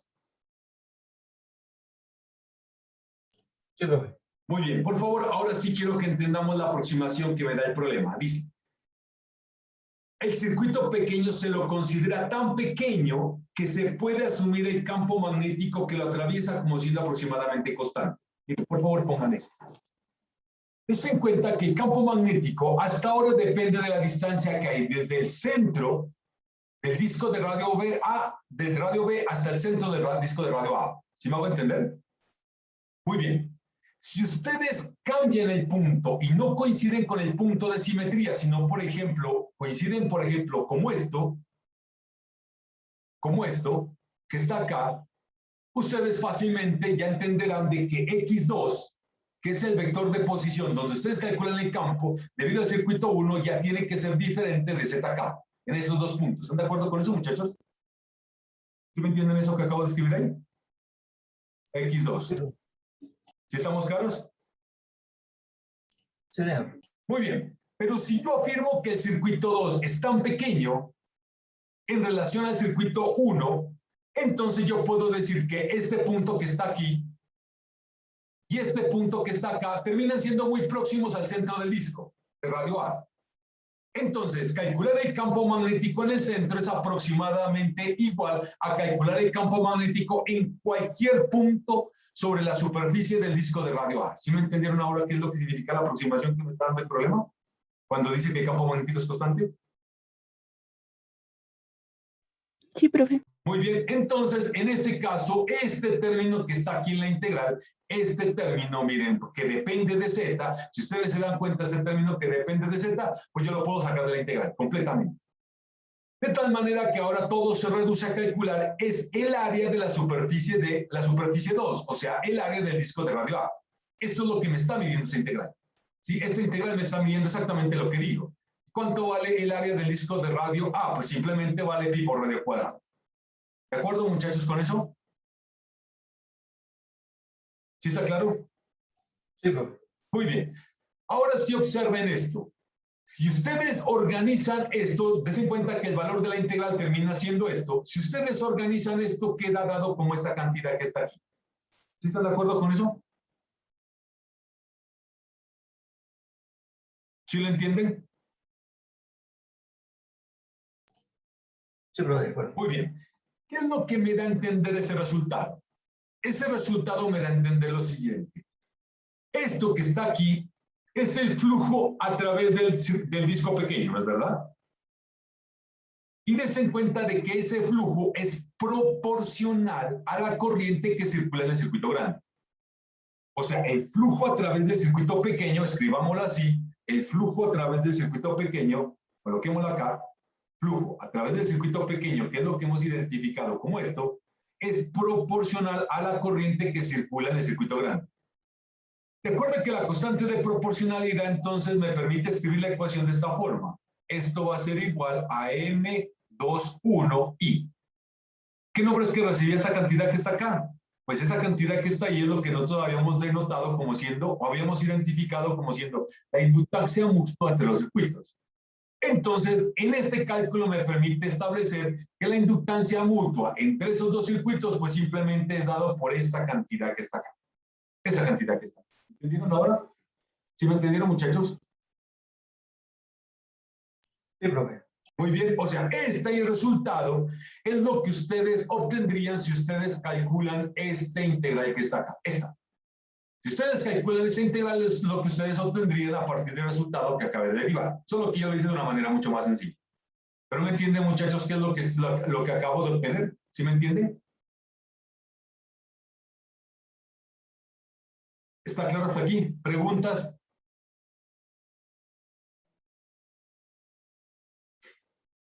¿No hay preguntas hasta ahí, muchachos?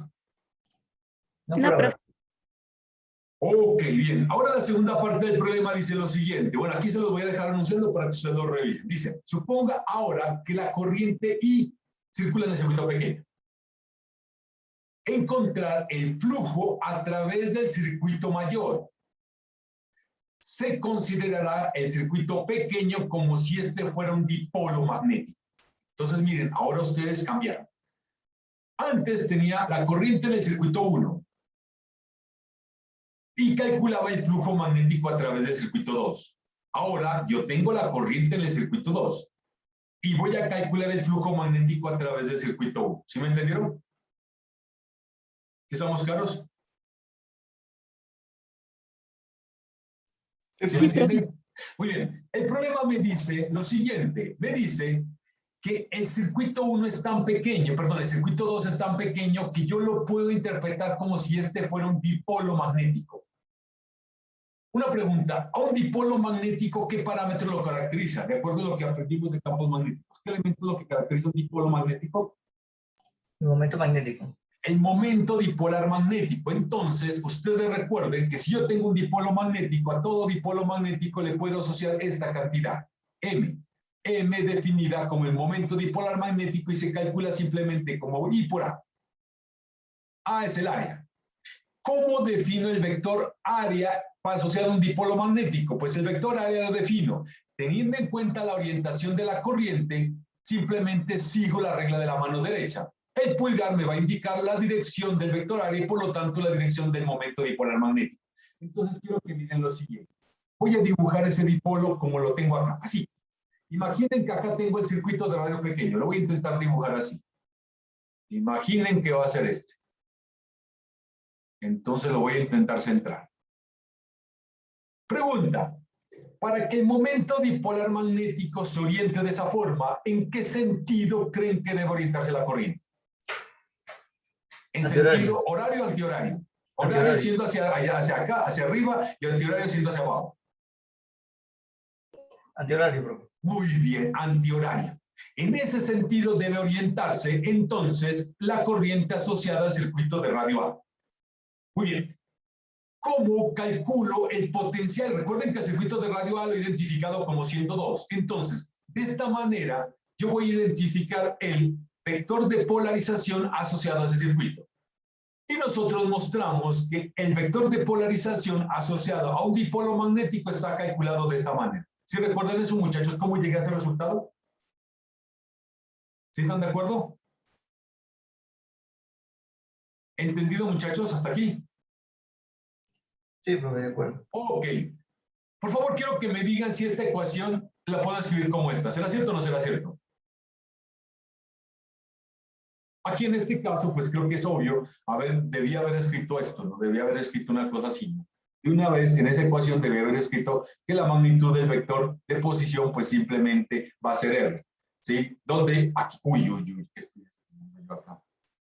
R sin el gorrito, ¿no? ¿Sí estamos de acuerdo? O sea, en otras palabras, esta ecuación, pues simplemente va a denotarse o se va a escribir así. Va a ser mi sub 0 sobre 4pi, el vector de momento dipolar magnético cruza el vector R unitario sobre R cuadrado. ¿De acuerdo, muchachos? ¿Sí está claro hasta ahí? Sí, profe, de acuerdo. Muy bien. Entonces, acá tengo el dipolo magnético. X va a representar un punto donde yo calculo el potencial vectorial asociado a ese dipolo magnético. Voy a orientar el dipolo magnético exactamente a lo largo del eje Z, de tal manera que el ángulo medido entre el eje Z y el vector de posición va a ser θ. ¿Sí? Eso me da a entender entonces que serán las coordenadas esféricas el mejor sistema de coordenadas para poder describir el problema. ¿Así está claro? Muy bien. Pregunta, ¿será cierto que yo podría representar vectorialmente el momento dipolar magnético de ese dipolo de esta manera? ¿Qué me dicen, muchachos? ¿Concuerdan o no concuerdan con esa expresión? De acuerdo, profe. Muy bien. El vector unitario R lo voy a escribir así en términos de los vectores de la base de coordenadas cilíndricas. Ustedes lo pueden probar y fácilmente llegan a ese resultado. Si ustedes reemplazan estas dos expresiones, tanto esta como el valor de m acá arriba, entonces tendrían esto que está acá. Por favor, quiero que me digan si les llegan a esta expresión que está acá.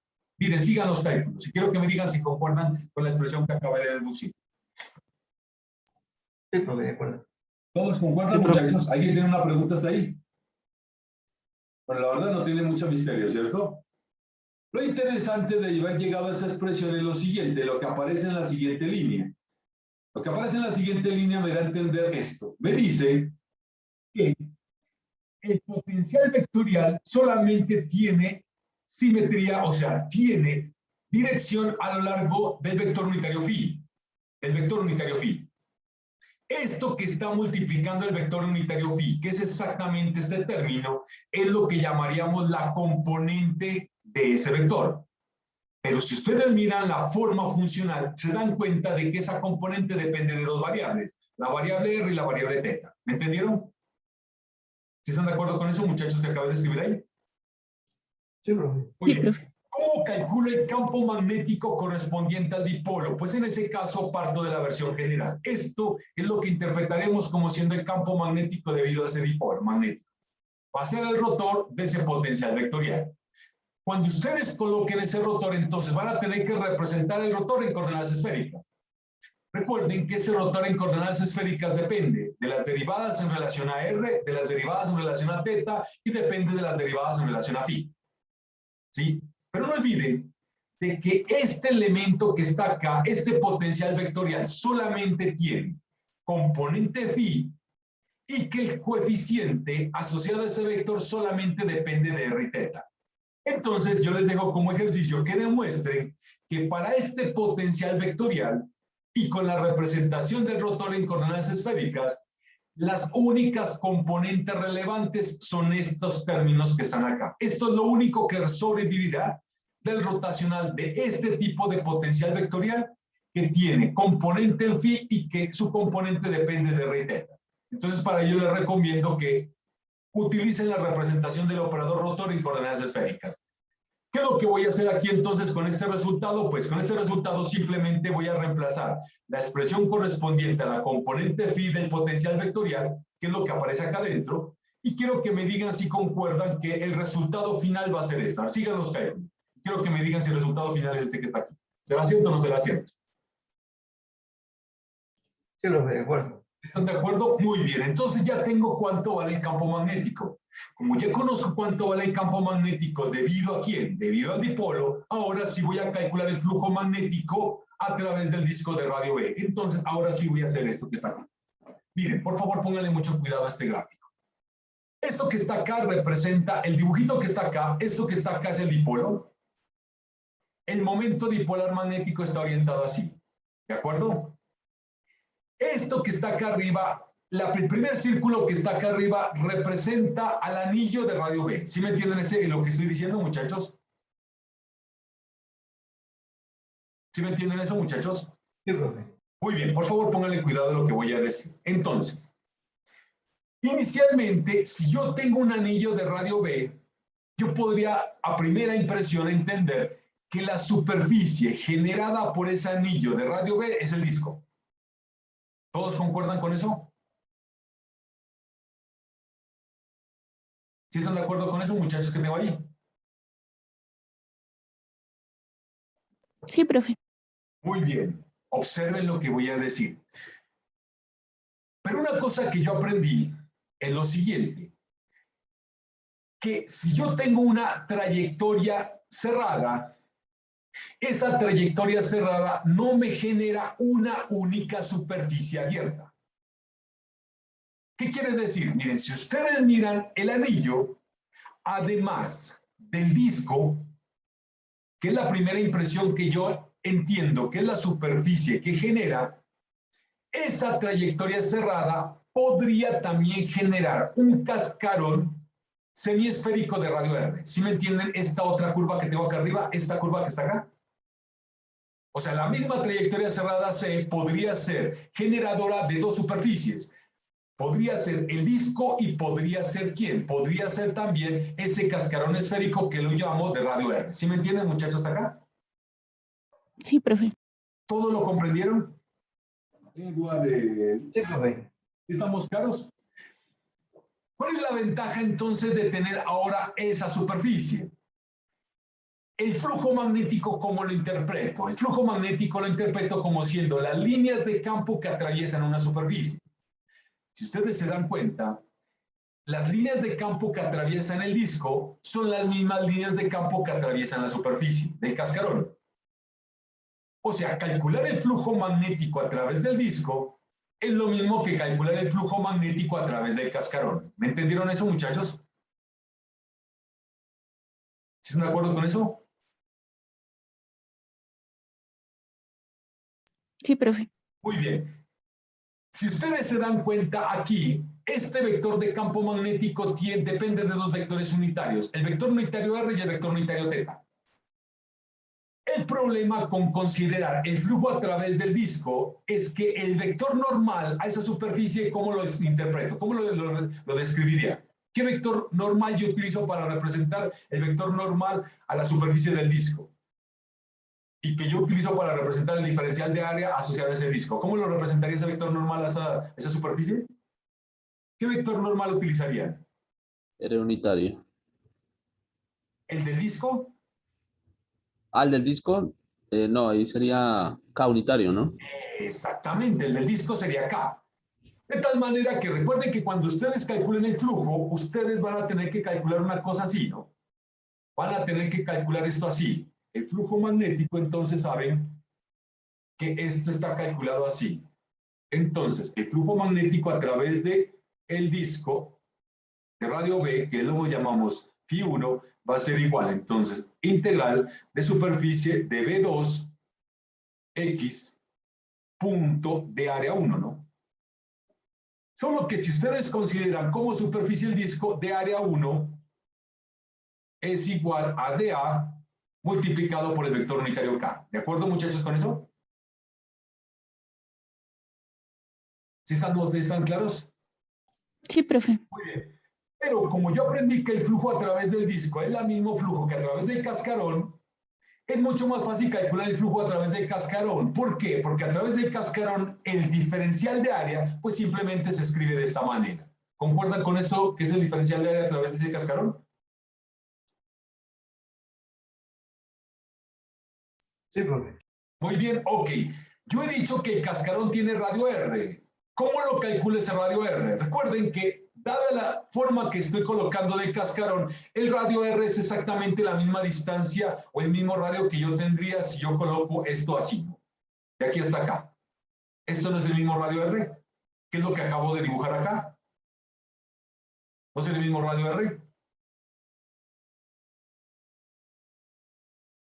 ¿Todos lo observan?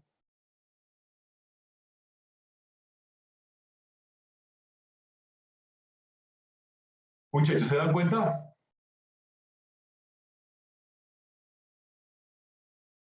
Sí, profe. ¿Sí?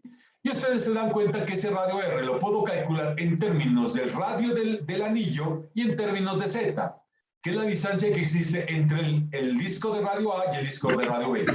Entonces, utilizando esa representación de área, miren cómo calcula el flujo. El flujo va a ser campo magnético debido al dipolo magnético por el diferencial de área.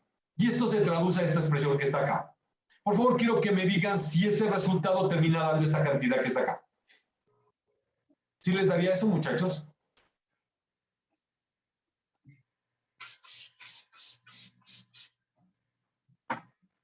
¿Concuerdan con esa expresión?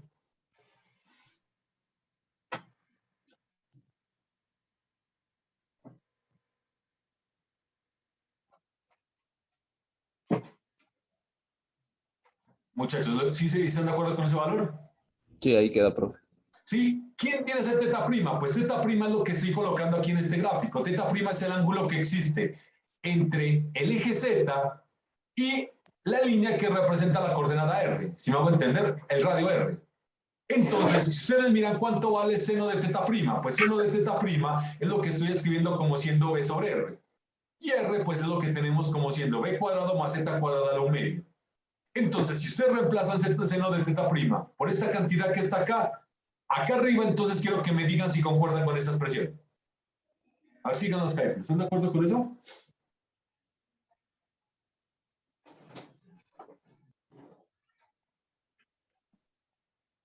Sí, profe. Muy bien, conclusión. El flujo magnético a través del circuito mayor es proporcional a la corriente que circula en el circuito menor. Esta constante de proporcionalidad que tengo acá, ¿qué viene a ser? La inductancia mutua. ¿Sí? Y esa inductancia mutua termina siendo el mismo valor que calculé anteriormente. ¿Me entendieron, muchachos? ¿Sí me entienden el ejemplo? ¿Sí me lo entendieron? Sí, profe, de acuerdo. Ok, bueno, listo, muchachos. Entonces, con esto terminamos por ahora, por la clase de ahora. Ok.